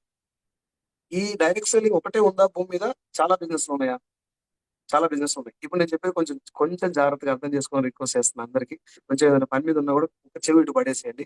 ఏమన్నా అరే వీడు కొత్త చెప్తున్నా అనిపిస్తే తీసుకోండి, అంటే వదిలేసి, రైట్. డైరెక్ట్ సెల్లింగ్ బిజినెస్ తో పాటు కొన్ని వందల వేల బిజినెస్ ఉన్నాయి భూమి మీద. ఓకేనా? ఏ బిజినెస్ లోనైనా మంచి మాత్రమే ఉందా, చెడు కూడా ఉందా? 100% మంచి ఉంటది, చెడు ఉంటుంది, రైట్. ఏ బిజినెస్ అని డిపార్ట్మెంట్ లో, మా రాజన్న పనిచేసిన డిపార్ట్మెంట్ లో జనం కోసం ప్రాణం అడ్డం పెట్టిన పోలీసు వాళ్ళు ఉన్నారు, జనం ప్రాణం తీసిన పోలీసు వాళ్ళు, రైట్. డాక్టర్ లాక్డౌన్ టైంలో తన కుటుంబాన్ని కూడా సాక్రిఫైస్ చేసి తన ఇంటికి కూడా వెళ్లకుండా చనిపోయేటటువంటి కొన్ని లక్షలాది ప్రాణాలు కాపాడిన డాక్టర్లు ఉండరు. చనిపోయిన శవానికి కూడా ఇంకా ట్రీట్మెంట్ జరుగుతుంది అని చెప్పి అబద్ధం చెప్పి పైసలు వసూలు చేసిన డాక్టర్లు కూడా ఉన్నారు. పిల్లల చదువుల కోసం తన ఆస్తులు కూడా అమ్ముకొని చదువు చెప్పిన టీచర్లు ఉన్నారు. ఆడపిల్లల మీద చేసిన టీచర్లు కూడా ఉన్నారు. రియల్ ఎస్టేట్ లో నిజాయితీగా బిజినెస్ చేసిన వాళ్ళు ఉన్నారు, బ్రోకర్ దందా చేసిన వాళ్ళు ఉన్నారు. ఇట్లా మీరు చెప్పుకుంటూ పోతే ప్రతి ఒక్క వ్యవస్థలో మంచి ఉంది, చెడు ఉంది, రైట్. ఏదైనా తీసుకోండి, గుళ్ళ ప్రసాదం కూడా, పరమ పవిత్రమైన శ్రీవారి లడ్డు కూడా, మనం పవిత్రం అనుకున్న శ్రీవారి లడ్డు కూడా మన అపవిత్రం చేసిన చూసారు మీరు. అట్లా ప్రతి బిజినెస్ ఇది ఇది ఇది ఫస్ట్ మైండ్ లో ఫిక్స్ అయిపోవాలి సార్. ఇది చాలా మందికి దరిద్రం ఏంటంటే ఇక్కడి నుంచి ఫేక్, అన్ని ఫేక్, అన్ని ఫేక్. నేను ఎవడు ఫేక్ అన్నా ఇచ్చి పెట్టాలి తెలుసు. చాలా కోపం వస్తా నాకు ఎవడన్నా ఫేక్ అంటే. నేను ఎవరు కొట్లే తిట్లే, ఫేక్ అనగానే కూర్చొని అడుగుతా, పేపర్ పెన్ రెండు ఇచ్చి, అన్న నువ్వు చెప్పింది 100% కరెక్ట్, నాకు ఫేక్ ఎందుకో చెప్పు. నువ్వు చెప్పకపోతే నీ జీవితంలో ఇంకొకరు ఫేక్ అననే ఉండనే ఉండదని చెప్తాను క్లియర్.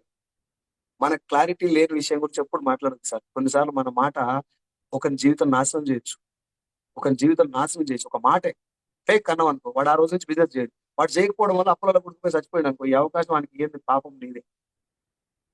ఇట్లా ఫేక్ అనే ముందు ఈ విషయాన్ని ఒకసారి అర్థం చేసుకోండి. భూమి మీద ఉన్న ప్రతి బిజినెస్ లో మంచి చెడు రెండు ఉన్నాయి. ఇది మీకు తెలిసిన మాట. కొంచెం ఆలోచింపజేసే మాట నేను ఒకటి చెప్తాను. ఏ బిజినెస్ అన్నా ఇప్పుడు మంచి చెడు ఉన్న మాట వాస్తవమే. కానీ ఏ బిజినెస్ అన్నా చెడు కోసమే మొదలైందా? చెడు చేస్తానికి వచ్చిన ఒక బిజినెస్ చెప్పండి నాకు. సరే ఇది మోసం చేస్తానికి వచ్చింది ఒకటి చెప్పండి, ఒక సెక్టార్ చెప్పండి. బిజినెస్ కాదు, ఏదైనా ఒక సెక్టార్, ఒక ఇండస్ట్రీ, ఒక వ్యవస్థ మోసం చేస్తానికి రిలీజ్ అయింది. ఇగో ఇది మోసాల కోసం వచ్చింది. Tell me one industry which has launched for the cheating the people. ఉందా అట్లా? రాలా అట్లా. అర్థమైంది? ఒక సెక్టార్ ఎప్పుడు కూడా జనాలు మోసం చేస్తున్నారు రాదు. నోటు ముందు వస్తే దొంగ నోటు మనం తయారు చేసుకుంటాం. ఓటు ముందు వస్తే దొంగ ఓటు మనం గుద్దినాం. బియ్యం ముందు వస్తే ప్లాస్టిక్ బియ్యం మనం తయారు చేసాం. విత్తనాలు ముందు వస్తే కల్తీ విత్తనాలు మనం తయారు చేసినాం. ప్రసాదం, పరమ పవిత్రమైన ప్రసాదం మన పూర్వీకులు తయారు చేస్తే అల్ల కల్తీ నెయ్యి మనం చేసినాం. నూనె ముందు వస్తే అల్ల కల్తీ మనం చేసినాం. సిమెంట్ ముందు వస్తే అల్ల కల్తీ మనం చేసినాం. అంటే ఏ వ్యవస్థ కూడా, ఏ ప్రొడక్ట్ కూడా డైరెక్ట్ గా కల్తీ అయ్యి రాలేదు. హోటల్లో అన్నం పెట్టుకొని వెళ్ళలేము మనం బయటికి, కాబట్టి అన్నం పెడతందుకు ఉన్నటువంటి ఒక అన్నపూర్ణ లాంటిది హోటల్ అంటే. దాన్ని ఇప్పుడు ఏం చేశారండి? కుక్కల మాంసంతో కూడా బిర్యానీ పెడుతున్నారు బయట కదా. అదే హోటల్లో మంచి సెక్టార్ ఉందా లేదా? ఇక్కడ నువ్వు ఏదైనా తీసుకోండి, మీ మనసులో ఏ ఇండస్ట్రీ వస్తే I'm not talking about companies, I'm talking about industry. Direct selling industry, real estate industry. Real estate మంచిదే కాదు? 100% మంచిది. మోసాలు ఉన్నాయా లేవా? 100% ఉంటాయి. ఇన్సూరెన్స్ మంచిదే కాదు? మంచిదే. మోసాలు కూడా ఉంటాయి. ఇప్పుడు ఇక్కడ ఆన్సర్ క్వశ్చన్ నేనే చెప్తున్నా. జనరల్ మీటింగ్ అయితే జనాలు అడుగుతున్నాను, ఇక్కడ అడిగే ఛాన్స్ లేదు కాబట్టి నేనే చెప్తున్నా. కానీ ఇది వాస్తవం అయితే యాక్సెప్ట్ చేయండి. ప్రతి ఇండస్ట్రీలో, ఈవెన్ మనకు ఇంటికాడ పాలు, బర్రె పాలు కూడా మంచి ఉన్నాయి, కల్తీ ఉన్నాయి. పెట్రోల్ కూడా మంచి ఉంది, చెడ్డ ఉంది. అట్లా ప్రతి ఒక్క వ్యవస్థలో చెడు అనేది మధ్యలో మొదలైంది. కానీ ఏ ఇండస్ట్రీ కూడా చెడు చేస్తానికి మొదలు కాలేదు. ఫస్ట్ పాయింట్ మన మైండ్ లో దింపుకోవాల్సిన point. Same way direct selling industry కూడా చెడు చేస్తేందుకు రాలేదు. ఈ ఇండస్ట్రీ వచ్చింది సమాజంలో ఉన్నటువంటి ఒక సామాజిక అవసరం తీర్చడం కోసం వచ్చింది. సార్, సామాజిక అవసరం అనేది ఏమైనా కొత్త పదం పడితే మీనింగ్ ఏంది? దాని అవసరం, దాని మీనింగ్ ఏంటంటే, మనకు అన్నం కావాలి కాబట్టి రైతు పుట్టిండు, మనకు వైద్యం కావాలి కాబట్టి డాక్టర్ పుట్టిండు, మనకు రక్షణ కావాలి కాబట్టి పోలీస్ పుట్టిండు, మనకు బట్టలు కావాలి కాబట్టి టైలర్ పుట్టిండు, మనకి ఇల్లు కట్టాలి కాబట్టి మేస్త్రి పుట్టిండు, మన ఇంట్లో పెయింట్ కావాలి కాబట్టి పెయింటర్ పుట్టిండు. ఇట్లా ప్రతి ఒక్క మన అవసరం వెనకాల ఒక వ్యవస్థ పుట్టుకుంది. ఇక్కడ గుర్తుపెట్టాలి, ఏ ఇండస్ట్రీ, మన ఇంకో మాట చెప్తున్నా, ఏ ఇండస్ట్రీ ఇప్పటిదాకా పైసలు సంపాదించేందుకు రాలేదు. డబ్బుల కోసం వచ్చిన ఇండస్ట్రీ లేదు భూమి మీద. ఇది చాలా మంది అనుకుంటారు అంటే డైరెక్ట్ సెల్లింగ్ అంటే డబ్బులు సంపాదిస్తాను అనుకుంటారు. రియల్ ఎస్టేట్ అంటే డబ్బులు no. Real estate is a need of the people. ఆ నీడ్ ఫుల్ఫిల్ చేసిన వాళ్ళు డబ్బులు వస్తాయి. Treatment is a need of the people. ఆ నీడ్ ఫుల్ఫిల్ చేసిన వాళ్ళు డాక్టర్, ఆయన డబ్బులు వస్తాయి. రక్షణ, protection is a need of the people. ఆ ప్రొటెక్షన్ ఫుల్ఫిల్ చేసిన పోలీసు వాళ్ళు జీతం వస్తుంది. మీరు ఏదైనా తీసుకోండి, ఎనీథింగ్, ఎనీ ఇండస్ట్రీ, ఆ ఇండస్ట్రీ యొక్క పుట్టుక వెనకాల సామాజిక పరమైనటువంటి సోషల్ నీడ్ ఒకటి ఉంటుంది. ఆ నీడ్ ఫుల్ఫిల్ చేస్తానికే ఆ ఇండస్ట్రీ వస్తుంది. ఇప్పుడు మనకు తెలియాల్సిన పాయింట్ ఏంటంటే, డాక్టర్ ఎందుకుండో తెలుసు, రైతు ఎందుకుండో తెలుసు, పోలీస్ యొక్క అవసరం ఏందో తెలుసు, మున్సిపల్ సిబ్బంది మనకి ఎంత ఉపయోగపడుతుందో తెలుసు, డైరెక్ట్ సెల్లింగ్ ఉపయోగం ఏందో తెలియదు. ఇది ప్రాబ్లం. తెలియదు అని చెప్పి అందరిని అంటలేను సార్, నేను తెలియని చాలా మంది. డైరెక్ట్ సెల్లింగ్ యొక్క నీడ్ ఏంది అని ఎవరైనా అడగండి సార్, తొందరగా డబ్బులు సంపాదించుకోవచ్చు, మంచిగా డెవలప్ అవ్వచ్చు, ఆరోగ్యం వస్తుంది, ఆదాయం వస్తుంది, ఇట్లా మాట్లాడతారు. రియల్ నీడ్ ఏంటంటే, నేను మళ్ళీ చెప్తున్నా, this is not final, this is my perception, నా వ్యూ, నాకు అనిపించిన వ్యూ చెప్తున్నా మీకు. రైట్? డైరెక్ట్ సెల్లింగ్ యొక్క నీడ్ ఏంటంటే, మీరు ఒక మాట చెప్పండి నాకు, ఏదైనా ఒక ప్రొడక్ట్, ఏదైనా ఒక ప్రొడక్ట్ ఇది బాగుంది అని ఎవరు చెప్పాలి మనకు? ఇఫ్ పాసిబుల్ మెసేజ్ చేయండి ఎవరైనా. ఒక ప్రొడక్ట్ బాగుంది, ఇది మంచిగా ఉంది అని ఎవరు చెప్పాలి? దాన్ని యూస్ చేసిన పర్సన్ చెప్పాలా? డబ్బులు తీసుకొని ప్రచారం చేస్తామని చెప్పాలి? 100% యూజ్ చేసిన వాళ్ళు చెప్పాలి. ఓకేనా? మెసేజ్ చేస్తాం లేట్ అయితే మనకు టైం పడుతుంది కాబట్టి కస్టమర్ యూజ్ చేసిన వాళ్ళు చెప్పాలి. ఇది నిన్న మొన్న వచ్చింది కాదు. భూమి పుట్టుక కాడికి వెళ్ళి ఈ వ్యవస్థ ఉంది. డైరెక్ట్ సెల్లింగ్ కాన్సెప్ట్ పేరు పెట్టి 90-20 ఏమో కానీ డైరెక్ట్ సెల్లింగ్ అనే వ్యవస్థ ఉన్నది మొదటి నుంచి. యూజ్ చేసినోడు ప్రొడక్ట్ గురించి చెప్పాలి. రైట్? ఒక ఊర్లో హోటల్ జనాలకు తెలవాలంటే, హోటల్ ఓనర్ ఊరి దగ్గర డబ్బు కొడితే ఫేమస్ కాదు, తిన్నోడు చెప్తే హోటల్ దగ్గర జనాలు వెళ్తారు.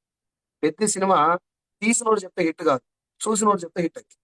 సేమ్ వే మన ఇంట్లో వాడే 20-30 రకాల ప్రొడక్ట్స్ సార్. సబ్బు, surf, shampoo, paste, hair oil, cooking oil, floor cleaner, toilet cleaner, బట్టలు ఉతికేది, అంట్లు తోమేది, టీ పౌడర్, కాఫీ పౌడర్, మనం వాడే గోళీలు, టాబ్లెట్లు, ఎనీథింగ్, ఆల్ కన్జ్యూమబుల్స్. ఈ ప్రొడక్ట్‌లన్నీ మన ఇంటికి ఎలా రావాలి? మీరు ఒక 5 నిమిషాలు తాగే చాయ్ దిల్సుఖ్ నగర్‌లో నిలబడి ఫ్రెండ్‌కి ఫోన్ చేస్తారు. "అరే నేను దిల్సుఖ్ నగర్‌లో ఉన్నారా? ఇక్కడ టీ ఏడ బాగుంటది?" ఒక పూట చేసే భోజనం, "అరే నేను హయత్ నగర్‌లో ఉన్నారా? ఇక్కడ భోజనం ఏడ బాగుంటది?" డోంట్ మైండ్ తెలంగాణలో ఒక గంట సేపు తాగే కల్లు కూడా అందరు గౌడ్ స్థానాల్లో ఉన్నా కూడా ఫోన్ చేస్తారు. "సార్ ఏ గౌడ్ మంచిగా పోస్తాడు?" Just for the entertainment you are searching. గంటన్నర ఎంటర్‌టైన్‌మెంట్ ప్రతి మూవీ, ఎనీ మూవీ. ఒక 1 ½ అవర్ ఎంటర్‌టైన్‌మెంట్ కూడా కనుక్కుంటారు ఏ మూవీ బాగుంది అని. ఏ రోజన్నా షాప్‌కెళ్ళి ఏ ప్రొడక్ట్ బాగుంది అని అడుగుతారా సార్ ఎవరన్నా? ఎక్కడన్నా అడిగిరా ఎప్పుడన్నా? లేడీస్ ఇక్కడ పెట్టే స్టిక్కర్ ఉంటది. స్టిక్కర్ షాప్‌కెళ్ళి 1 అవర్ సెర్చ్ చేస్తారు. 1 అవర్ చెక్ చేస్తారు. ఏది శారీకి మ్యాచ్ కావాలి, ఎంటికలకి మ్యాచ్ కావాలి, స్కిన్‌కి మ్యాచ్ కావాలి, పక్కింటి ఆమె చీరకు కూడా మన స్టిక్కర్ మ్యాచ్ కావాలి. ఏ రోజన్నా ఇన్ని మ్యాచింగ్‌లు సబ్బుకు చూసిర్రా, సర్ఫ్‌కు చూసిర్రా, షాంపూకి చూసిర్రా, పేస్ట్‌కి చూసిర్రా, కుకింగ్ ఆయిల్‌కి ఎప్పుడన్నా చూసిర్రా? వాచ్ సెలెక్ట్ చేయాలా, క్యాప్ సెలెక్ట్ చేయాలా, ఇగో ఇట్లాంటి ఏదైనా బ్రేస్లెట్ ఉంటే సెలెక్ట్ చేయాలా, ఫోన్ వెనక పౌచ్ సెలెక్ట్ చేయాలా, ఇయర్ ఫోన్స్ సెలెక్ట్ చేయాలా, బెల్ట్ సెలెక్ట్ చేయాలా, పైసలు లేకున్నా ఏతులకు వెనక జేగులో పెట్టే పర్సు సెలెక్ట్ చేయాలా. ఇప్పుడు నేను చెప్పిన దేనితోటి కూడా ఆరోగ్యానికి 1% కూడా సంబంధం లేదు. అయినా మనమే కాకుండా మనతో పాటు 10 మందిని తీసుకెళ్లి మరి సెలెక్ట్ చేస్తాం వీటిని. మరి చనిపోయిందాక ఒంట్లో మోరిలో పోసినట్టు పోయాలి కుకింగ్ ఆయిల్. మురికాల గిట్ల పోసినట్టు పోయాలి. ఎవ్రీ డే పోయాలి కుకింగ్ ఆయిల్. ఏ రోజన్నా కుకింగ్ ఆయిల్ షాప్‌కి వెళ్ళి సెలెక్ట్ చేసిరా? చెయ్యరు. సబ్బు సెలెక్ట్ చేస్తారా? చెయ్యరు. ఇంట్లో వాడే 20, 30 రకాల ప్రొడక్ట్‌లలో ఏ ప్రొడక్ట్ కూడా సెలెక్ట్ చేయరు. నువ్వు సెలెక్ట్ చేయకున్నా షాప్‌కెళ్ళి ఏ రోజన్నా పలానా కంపెనీ బెల్ట్ ఇయ్యవా అని అడిగినావా? చూడకుండా, సార్ ఈ కంపెనీ బెల్ట్ ఇయ్యరా ఒకటి అని అడిగిరా? అడగరు. పలానా కంపెనీ స్టిక్కర్ ఇయ్యవా అని అడుగుతారా? అడగరు. పలానా కంపెనీ వాచ్ ఇయ్యరా? అడుగుతారా? అడగరు. టైటాన్ అని పేరు చెప్తారు. టైటాన్‌లో కూడా మళ్ళీ మీ సెలక్షన్ ఉంటది. చెయ్యి పెట్టుకొని మరి చూస్తారు అక్కడ. అట్లా నీతో సంబంధం లేకుండా, నీ ఆరోగ్యంతో సంబంధం లేనటువంటి జస్ట్ సోకులకు వాడుకునే ప్రొడక్ట్‌లు ఇవన్నీ. నేను నేను నేను దాదాపు నెలలో 2 సార్లు చూస్తాను కూడా ఐవీ‌లో. జస్ట్ చెయ్యి తెల్లగుంది, వాచ్ నల్లగుందని పెట్టుకున్నా అంతే. నేను ఒక్కనే కాదు, వాచ్ పెట్టుకునేవాళ్ళు దాదాపు టైం చూడరు. జస్ట్ సోక్‌కే పెట్టుకుంటారు, స్టైల్‌కి పెట్టుకుంటారు. తప్పు కాదు. కానీ స్టైల్‌కి మాత్రమే, జస్ట్ అపియరెన్స్ కోసం మాత్రమే పెట్టుకునే గ్యాడ్జెట్స్‌నే సెలెక్ట్ చేసుకునే మనము, చనిపోయేదాకా వాడాల్సిన వంట నూనె సెలెక్ట్ చేయాలనా లేదా? నీ గుండె ఆరోగ్యం వంట నూనె మీద ఆధారపడింది. నీ నెత్తి మీద ఎంటికలు ఉండాలన్నా, ఊసిపోవాలన్నా వంట నూనె మీద ఆధారపడింది. నీ చర్మం యొక్క ఆరోగ్యం వంట నూనె మీద ఆధారపడింది. నీ జీర్ణ వ్యవస్థ పనితీరు వంట నూనె మీద ఆధారపడింది. ఆఖరికి మన ఇంట్లో ఆడపిల్లలు ఏ వయసుకు పెద్ద మనిషి అవ్వాలనేటటువంటి విషయం కూడా వంట నూనె మీదే ఆధారపడింది. ఇన్ని రకాల రోగాలను డిసైడ్ చేసే వంట నూనె సెలక్షన్ చేస్తారా సార్ ఎవరన్నా? డైరెక్ట్ పోయి, సార్ ఫ్రీడమ్ ఆయిల్ ఇయ్యవా? సార్ గోల్డ్ డ్రాప్ ఇయ్యవా? సార్ లైఫ్ బాయ్ ఇయ్యవా? సార్ సంతూర్ ఇయ్యవా? సార్ చిక్ షాంపూ ఇయ్యవా? ఏంటివి ఇవన్నీ ఎట్లొచ్చినాయి ఈ పేర్లన్నీ మీ మైండ్‌లకి? షాప్‌కెళ్ళినాక తెలిసినాయి ఆ పేరు. స్టిక్కర్ ఏమో షాప్‌కెళ్ళినాక తెలుస్తది. బెల్ట్ ఏమో షాప్‌కెళ్ళినాక తెలుస్తది. పర్స్ ఏమో షాప్‌కెళ్ళినాక తెలుస్తది. కానీ ఈ ప్రొడక్ట్‌లు మనం వాడే ఆరోగ్యానికి సంబంధించిన ప్రొడక్ట్‌లన్నీ కూడా ఇంట్లోనే తెలుస్తాయి మనకు. ఇంట్లో లిస్ట్ రాసుకొని పోతారు. డీమార్ట్‌కెళ్ళేటప్పుడు ఇది సంతూర్ ఇన్ని, చిక్ షాంపూ ఇన్ని రాసుకొని పోతాం. ఇప్పుడు నా పాయింట్ ఏందంటే, ఆ పేర్లన్నీ మీ ఇంటి గడప దాటక ముందుకే మీ ధమాకులో పెట్టినోడు ఎవడు?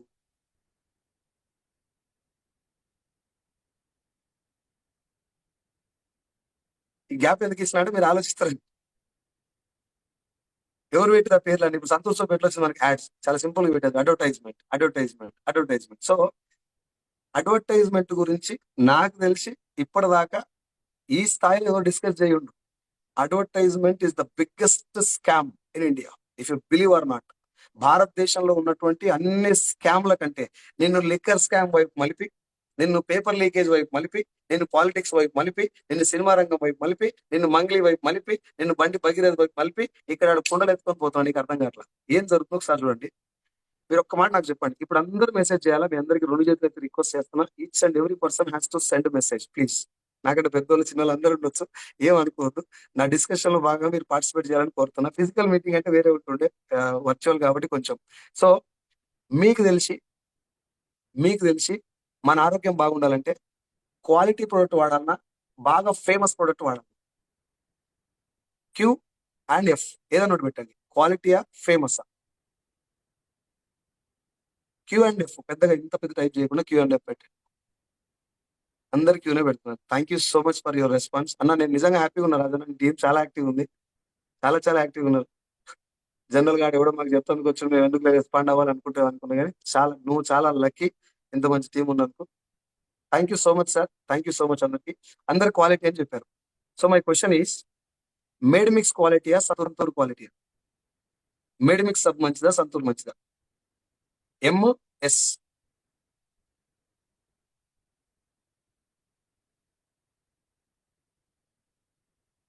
అందరు మేడ్ మిక్స్ కే ఓటేసారు. నౌ టెల్ మీ, ఏది వాడుతారు ఇప్పుడు జనాలు? ఏది వాడుతారు? ఎస్. మీరు చెప్పినట్టే ఒక్కరంటే ఒక్కరు కూడా ఫేమస్ ప్రొడక్ట్ వాడాలని చెప్పలేదు సార్. ఒక్కరు కూడా చెప్పలేదు. నేను ఈ క్వశ్చన్ మిమ్మల్ని కాదు, 7 లక్షల మంది అడిగిన ఇది క్వశ్చన్. జూమ్ మీటింగ్లలో డైరెక్ట్ గా ఇండైరెక్ట్ గా ఇప్పుడు గడిచిన 6 సంవత్సరాల్లో 7 లక్షల మంది ఇదే క్వశ్చన్ అడిగింది. ఏమని? క్వాలిటీ వాడతారా ఫేమస్ వాడతారా అంటే క్వాలిటీయే వాడాలి సార్ అన్న. మరి ఏది క్వాలిటీ అంటే మేడ్ మిక్స్. మీరు ఏది వాడతారంటే సంతూర్. ఇది నార్మల్ పీపుల్ కాదు సార్. సరూర్ నగర్ లో నాకు బాగా పరిచయం ఉన్న ఒక డాక్టర్ ఉన్నాడు, పేరు చెప్పొద్దులే కానీ. నేను డాక్టర్ దగ్గరికి వెళ్ళిన, సార్ నమస్కారం సార్ అంటే, ఎక్కడ పాడైపోయినవరా చాలా రోజులు ఆయన రాక అన్నాడు. అవును సార్ నేను వేరే బిజినెస్ చేస్తున్నా అని చెప్పాను. ఏం బిజినెస్ రా అన్నాడు. మనల్ని గెలకకుంటే ఇచ్చి పెట్టాం, గెలితే కథమేనా. పోయి కూర్చున్నా, ఒక అరగంట సేపు ప్లాన్ చెప్పుకుంటా. లాస్ట్ లో అడిగిన, సార్ మీకు తెలిసి సంతూర్ మంచిదా మేడ్ మిక్స్ మంచిదా అంటే, అఫ్ కోర్స్ మేడ్ మిక్సే మంచిదా అన్నాడు. ఆ సార్ వెనకంగా సంతూర్ ఉంది, ఏది వాష్ బేసిన్. నేను అడిగిన, మరి ఆడేంటి సార్ సంతూర్ ఉందంటే, కొద్దిసేపు ఆగి అవును గారు అంటున్నాను. అంటే డాక్టర్లను సైతం మ్యానిపులేట్ చేస్తున్నటువంటి సిస్టమ్ పేరు అడ్వర్టైజ్మెంట్. మహేష్ బాబు లేకపోతే సంతూర్ సభలు. మహేష్ బాబు ప్లేస్ లో బొంతూరు అని పెట్టినా అమ్ముడు పోతుంది. ఇప్పుడు అక్కడ పవర్ మేడ్ మిక్స్ దో సంతూర్దో కాదు, మహేష్ బాబు. డాబర్ మంచిదా కోల్గేట్ మంచిదా? డాబరే మంచిదా అంటారు. ఏది వాడతారు? కోల్గేట్ వాడతారు. కొబ్బరి నీళ్ళు అయితే బాగుంటుందా థమ్స్అప్ అయితే బాగుంటుందా అంటే ఏం చెప్తారు? సార్ కొబ్బరి నీళ్ళే మంచిగా అంటారు. ఏది తాగుతారు? థమ్స్అప్ తాగుతారు. ఇక్కడ కామెడీ ఏం తెలుసా? రోగాలు వచ్చిందాక థమ్స్అప్ తాగుతారు. రోగాలు రాగానే హాస్పిటల్ పడతాం. హాస్పిటల్ కి మన చుట్టాలందరూ కొబ్బరి నీళ్ళు తెచ్చి మనకు దాపిస్తారు. మన కొబ్బరి నీళ్ళు దాపించి బయటకు పోయి వాళ్ళు థమ్స్అప్ తాగుతారు. This is what is happening. ఇంతకంటే పెద్ద స్కామ్ ఏముంది మచ్చా? వెస్టేజ్ స్కామ్ అంటే బడివేగా నాకు అర్థం కాదు. కాలేజీల ముందల, హాస్టళ్ల ముందల, స్కూళ్ల ముందల యంగ్స్టర్స్ నిలబడ్డటువంటి మంచి మంచి ఏరియాలల్లో ఎగ్ పప్పులు, కరిపప్పులు, ఈ కూల్ డ్రింక్స్, మంది ఆంది ఏంది ఇదంతా తినబెట్టి నేను పేషెంట్ గా తయారు చేసి నేను దవాఖాన తీసుకొచ్చి దవాఖాన ముందల కొబ్బరి ఉండాలనుకుంటున్నాడు. కూల్ డ్రింక్ తయారు చేస్తాడు ఒక్కడే, దాని ట్రీట్మెంట్ చేస్తాడు ఒక్కడే. నీకు ఇంకా కామెడీ విషయం చెప్తుంది, ఇది జస్ట్ కామెడీగా తీసుకోండి, సీరియస్ గా తీసుకోండి. రామ్ చరణ్, అల్లు అర్జున్ ఏమైతే వీళ్ళిద్దరు బాగుపడుతుంది, అవునా? అల్లు అర్జున్ ఏమో థమ్స్అప్ తాగమని చెప్తున్నాడు. మనం దాగి ఆరోగ్యం పాడు చేసుకుని అపోలోకి పోతున్నాం. మళ్ళీ అపోలో ట్రీట్మెంట్ ఇచ్చేది ఎవరు? రామ్ చరణ్. ఏది మచ్చా ఇది? ఇది నీకు ఎప్పుడు అనిపించలేదా? నేను తలకాయ కొట్టుకుంటే రోజు ఇది చూసి. బామ్మాడిదేమో ఆరోగ్యం పాడు చేసి పైసలు సంపాదిస్తుంది. బావనేమో ఆరోగ్యం పాడు చేసి పైసలు సంపాదిస్తుంది. బామ్మాడిదేమో ట్రీట్మెంట్ చేసి పైసలు సంపాదిస్తున్నాడు. ఇది నాశనం అయిపోయింది మనమే. ఇంకా దౌర్భాగ్యం తెలుసా? వాళ్ళిద్దరికి కట్అవుట్ కట్టేది కూడా మనమే. ఇది ఆలోచించకుండా ఈ పాయింట్లు అసలు అడ్వర్టైజ్మెంట్ ను నేను ఇప్పటిదాకా చూసినటువంటి angle, it is the biggest scam in India. భారతదేశంలో అడ్వర్టైజ్మెంట్ ను మించినటువంటి స్కామ్ ఇంకోట్లేదు. దాన్ని మించిన స్కామ్ ఇంకోట్లేదు. పారాషూట్ అని ఒక ఆయిల్ ఉంది మన ఇంట్లో, దాని పేరు కోకోనట్ ఆయిల్, హెయిర్ ఆయిల్ కాదు. దాని డబ్బా మీద ఎక్కడ కూడా హెయిర్ ఆయిల్ అని రాసి ఉంటుంది. 100% కోకోనట్ ఆయిల్ అని రాసి ఉంటుంది. ఏం చేస్తారు మనం? దాన్ని నెత్తికి పెడతాం, రైట్? నెత్తికి పెట్టి మొత్తం బుడద బుడద పూసి దువ్వెన పెట్టి దువ్వుతాం. దువ్వెన పెట్టి దువ్వినప్పుడల్లా దువ్వెన ఖాళీగా వస్తుందా? లోడ్ వేసుకొని వస్తుందా? లోడ్ తోటి వస్తుంది, అవునా? ఆ లోడ్ తోటి వచ్చిన ఎంటికలు పడేస్తారా, కూడబెట్టి గిన్నెలు కొంటారా? జాగ్రత్తగా ప్యాక్ చేసి ఇంటి వెనకాల పెట్టి కూడబెట్టి చికెన్ లోడ్ వచ్చిన గిన్నెలు కొంటారు, అవునా? ఇప్పుడు ఎంటికలు ఊసిపోయిన బాధ ఎక్కువ ఉంటుందా, గిన్నెలు వచ్చిన సంతోషం ఎక్కువ ఉంటుందా? ఎవరైనా వచ్చి ఆ గిన్నెలో అన్నం తింటారు అనుకోండి, అక్క నువ్వు తినే ఆ గిన్నె నా ఎంటికలకు వచ్చింది ఇట్లా చెప్పుకుంటారు. ఏదో బాహుబలిలో కట్టప్ప యుద్ధం చేసిన కత్తి అన్నట్టు చెప్తారు. దాన్ని ఊసిపోయిన ఎంటికల బాధ ఉండదు, రైట్? నేను ఇదంతా ఎందుకు చెప్తున్నా, ఇట్ ఇస్ నాట్ కామెడీ. నిన్ను అడ్వర్టైజ్మెంట్ ఎంత పవర్ఫుల్ మ్యానిపులేట్ చేస్తానో ఒకసారి అర్థం చేసుకోండి. నేను చెప్తున్నా మీకు కామెడీ లేకుండా ఉంటుంది. బిగ్గెస్ట్ స్కామ్ అని చెప్పింది అందుకే. గవర్నమెంట్ సైతం దీన్ని ఫోకస్ చేయకుండా జనాల్ని ఎర్రి ఎంగలప్పలం చేస్తున్నటువంటి సినిమా ఇది, అడ్వర్టైజ్మెంట్, రైట్? ఇది ఇప్పుడు ఇప్పుడు వాళ్ళు ఏమంటారు తెలుసా? ఒకవేళ ఎంటికలు వచ్చిపోతే ఏం మాట్లాడుతుంది తెలుసా? లేడీస్ అందరూ కలిసి, అక్క నేను మంచి నూనె వాడుతున్నా పారాషూట్, కానీ నాకేం పుట్టిందో నాకు పడతలే అనుకుంటా. నాకేం పుట్టిందో నాకు పడతలేదు అంటే ఏంది, నూనె మంచిదే, ప్రాబ్లం నా దగ్గర ఉంది అంటారు. అవునా? ఇప్పుడు మన అష్యూర్ హెయిర్ ఆయిల్ ఉంది. అవునా? అష్యూర్ హెయిర్ ఆయిల్ తీసుకెళ్లి ఎవరికైనా ఇచ్చారు. ఒక 2 ఎంటికలు ఊసిపోయినాయి అనుకో, ఎంటికలు చేతిలో పెట్టి ఫోటో తీసి, ఏం కంపెనీ ఇది, ఏం నూనె ఇది, నువ్వు ఎంటికలు ఊసిపోతున్నాయి అని చెప్పి అంటారు. ఏంటి సార్ ఇప్పుడు అష్యూర్ హెయిర్ ఆయిల్ ఊసిపోయిన ఎంటికలు గిన్నెలు రావా? దీన్ని కూడా గిన్నెలు కొనుక్కొని సైలెంట్ కూకోవచ్చు కదా. కోపం నా మీద ఎందుకు వస్తుంది? ఎందుకు వస్తుందంటే, ఇక్కడ ఉన్నది సైదుల్ సార్, అక్కడ ఉన్నది సెలబ్రిటీ. సైదుల్ సార్ క్వశ్చన్ చేయొచ్చు, వాడిని క్వశ్చన్ చేయడానికి రా. క్వశ్చన్ చేయడానికి రాదు కాబట్టే వాళ్ళు సెలబ్రిటీలు ఎంచుకున్నారు. క్వశ్చన్ చేయడానికి సంబంధం లేదు కాబట్టి సెలబ్రిటీలు ఎంచుకున్నారు. వాషింగ్ పౌడర్ నిర్మా దగ్గర మొదలైనటువంటి ఈ చేతబడి, ఈ స్కాము, లైఫ్ బాయ్ ఎక్కడ ఉందో ఆరోగ్యం అక్కడ ఉందంటే కొనసాగించి, వావ్ మమ్మీ అని సంతూర్ వైపు తిప్పి, మొన్నదాకా లైఫ్ బాయ్ అని చెప్పి ఇప్పుడు సంతూర్ అని చెప్తున్నారు. మ్యాగీ నూడిల్స్ అనేది తెలుసుగా మీ అందరికి, బంద్ అయిన ప్రొడక్ట్ నడుస్తుందా లేదు? సీసా ఉంది, తింటే చచ్చిపోతారని చెప్పారు. ఇప్పుడు న్యూ మ్యాగీ పేరుగా నడిపిస్తున్నారు. KitKat, Kinder Joy, Johnson Johnson baby product. నాకేం భయం లేదు సార్, నేను ప్రొడక్ట్ పేరే చెప్తాను. నేను you can discuss with anybody, no problem. చెడు అని చెప్పాలి, తీసుకెళ్ళి లోపల వేసినా పర్లేదు. వాళ్ళే చెప్పారు కదా, నేను చెప్పలా. మ్యాగీ చెడ్డదని నేను చెప్పలా, మ్యాగీ బంద్ అయింది వాళ్ళు చేశారు. సుప్రీం కోర్టులోకి వెళ్ళి ఆ ఆ నెస్లే కంపెనీ ఓనర్ ఒప్పుకున్నాడు, అవును సార్ ఇలా ఖచ్చితంగా సీసా ఉన్నది, జనాలు తింటే గ్యారెంటీగా నష్టం జరుగుతారు. ఒప్పుకున్నాక Maggi has been suspended. Now it is there in the market. Johnson and Johnson baby powder మీద 8,000 కోట్ల జరిమానా పడ్డది. ఏం సార్, 100 రూపాయల ఫైన్ వేసిరా? రాంగ్ రూట్ లో వస్తున్నామని మన డిపార్ట్మెంట్ వేసినారు, 100 రూపాయల ఫైన్ వేసిరా, 1000 రూపాయల హెల్మెట్ ఫైన్ వేసిరా? 8,000 కోట్ల జరిమానా ఉత్తగానే వేస్తారా? ఎంత లంగ పని చేయకపోతే వేస్తారు అది? Now it is there in the market. ఒకటి రెండు కాదు సార్, ఇప్పుడు మీ ఇంట్లో ఉన్నటువంటి 20-30 రకాల ప్రోడక్ట్లో each and every product advertisement ద్వారా ఒక బిజినెస్ మ్యాన్ సెలబ్రిటీ తోటి కనిపిస్తే మీ ఇంట్లో పడతాయి ప్రోడక్ట్ వచ్చి. సంతూర్ సోప్ కంపెనీ ఓనర్ ముఖం అని తెలుసా? Johnson Johnson baby powder and face ఎవరికని తెలుసా? ఎవరి ఫేస్ తెలియదు. సంతూర్ మహేష్ బాబు, కోల్గేట్ సమంత, థమ్స్అప్ మహేష్ బాబు, ఇట్లా అడ్వర్టైజ్మెంట్ చుట్టూ, సెలబ్రిటీల చుట్టూ ప్రొడక్ట్ ను ప్రమోట్ చేయడం స్టార్ట్ చేసినట్టు కంపెనీ. ఈ తెగింపు ఇంకొంచెం క్లియర్ చేస్తే, బరి తెగింపు ఎక్కడ దాకా పోయింది తెలుసా? చాలా సింపుల్ గా హైదరాబాద్ లో నాగోలు, ఈ మన సికింద్రాబాద్ తార్నాక ఈ మెట్రో పిల్లర్ దగ్గర చూడండి, చాలా పెద్దగా పలుకులలో కేసరి, విమల్, ఇలాచి. ఏది మచ్చా ఇది మీకు ఎవరికన్నా? ఇప్పుడు నా మాట కొంచెం జర రాంగ్ తీసుకోకండి. మీకు దమ్ము ఉంటే హైదరాబాద్ లో ఒక ప్లేస్ లో నిలబడి గుట్కా ప్రమోట్ చేయని చూస్తారు. మీరు మీ ఫోటో వేసి గుట్కా ప్రమోట్ చేయని చూస్తారు. ఉందా? ఛాన్స్ ఉందా? మనకు మనకు ఏమంటారు, భయం అవుతుంది. అవును సార్ చేయొచ్చు సార్, మరి వాళ్ళు ఎటు చేస్తున్నారు? వాళ్ళు చేయడం ఎట్ట కరెక్ట్? తప్పు అయితే ఎవరు చేసినా తప్పే కదా సార్. ఇది తప్పు అంటే ఎవరు చేసినా తప్పే కదా. అని నేను మాట్లాడేది ఏంది, I'm not talking about product, I'm talking about gutka.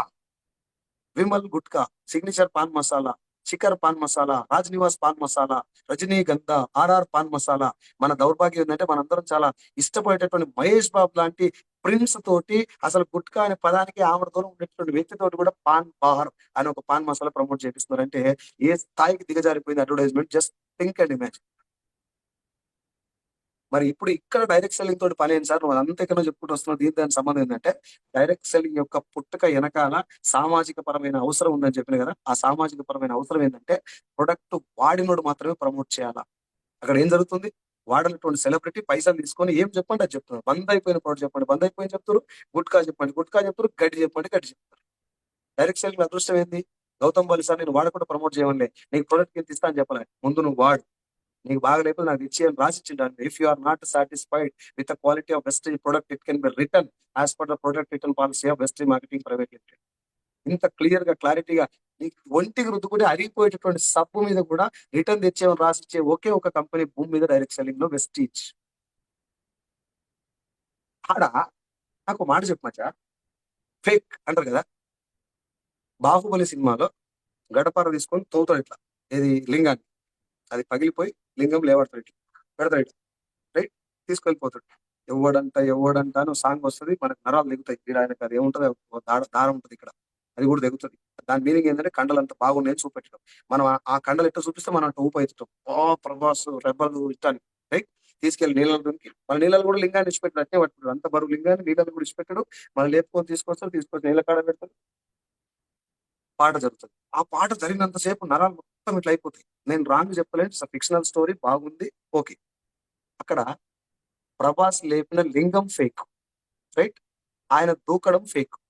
ఆ సినిమాలో పొడిచే వచ్చే రక్తం ఫేక్, పొడవటం ఫేక్, కత్తి ఫేకు, గుర్రం ఫేకు, ఏనుగు ఫేకు, ఆ సెట్టింగ్ ఫేకు, ఆ యుద్ధం fake, Kattappa fake, Sivagami fake, మంటలు ఫేకు, ఎంటైర్ సినిమానే fake. It's a fictional story. కానీ దాని ముందర కూర్చున్నప్పుడు ఏ స్థాయిలో మొత్తం నరాలు తెప్పుకుంటారు మనం జో అని చెప్పి. 1500 కోట్లు ఖర్చు పెట్టి చూసి వచ్చారు కట్టప్ప బాహుబలి ఎందుకు వచ్చిండ. ఇక్కడ రాజన్న కొన్న కారు నిజం, నా కారు నిజం, నేను కూర్చొని మాట్లాడుతున్న నా ఇల్లు నిజం, ఇప్పుడు రాజన్న కడుతున్న ఇల్లు నిజం, మా చెక్కులు నిజం, నాకు వచ్చిన ఆరోగ్యం నిజం, అష్యూర్ సోప్ నిజం, దాని వల్ల వచ్చినటువంటి రిజల్ట్ నిజం, ఆ సప్లిమెంట్ వల్ల వచ్చినటువంటి రిజల్ట్ నిజం, మన మీటింగ్ నిజం, మన ఇన్కమ్ నిజం, టీడీఎస్ నిజం, ఇన్కమ్ ట్యాక్స్ నిజం, జరిగే ప్రతి ఒక్క పర్సన్ గీది ఫేక్ అంటే కాక ఈటన వాళ్ళని నాకు అర్థం కాదు. నేనేం పెద్ద సైన్స్ ఏం మాట్లాడలేదు, ఇదంటే కామన్ సెన్స్ విషయాలు ఇవన్నీ.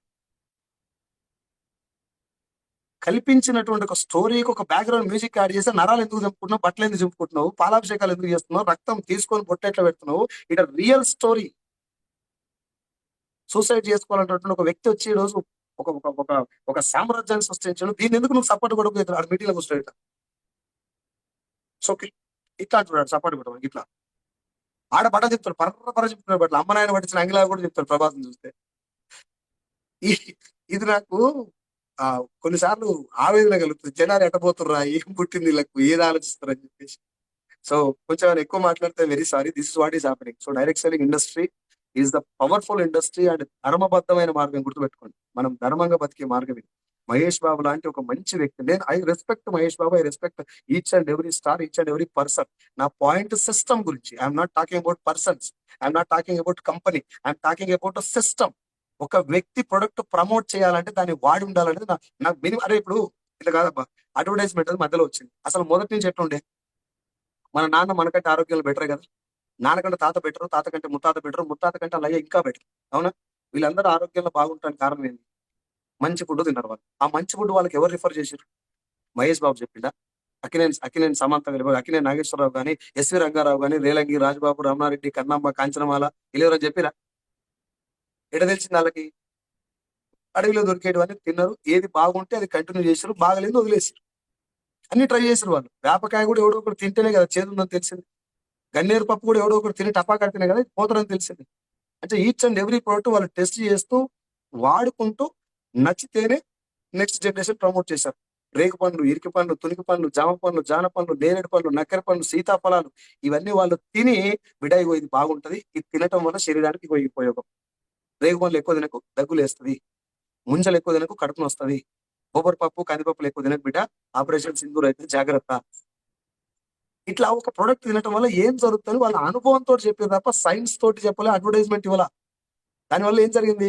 ముత్తాతల నాన్న ఏం తిన్నాడో ముత్తాత అదే తిన్నాడు. ఇలా నడుమ మహేష్ బాబు ప్రభావం లేదు. ముత్తాతల నాన్న నుంచి ముత్తాతకు అదే వచ్చింది, ముత్తాత నుంచి తాతకు అదే వచ్చింది, తాత నుంచి నాన్నకు రావాలి, తాత నుంచి నాన్నకు రావాలా, నాన్న నుంచి ఎవరికి రావాలా? మనకు రావాలి.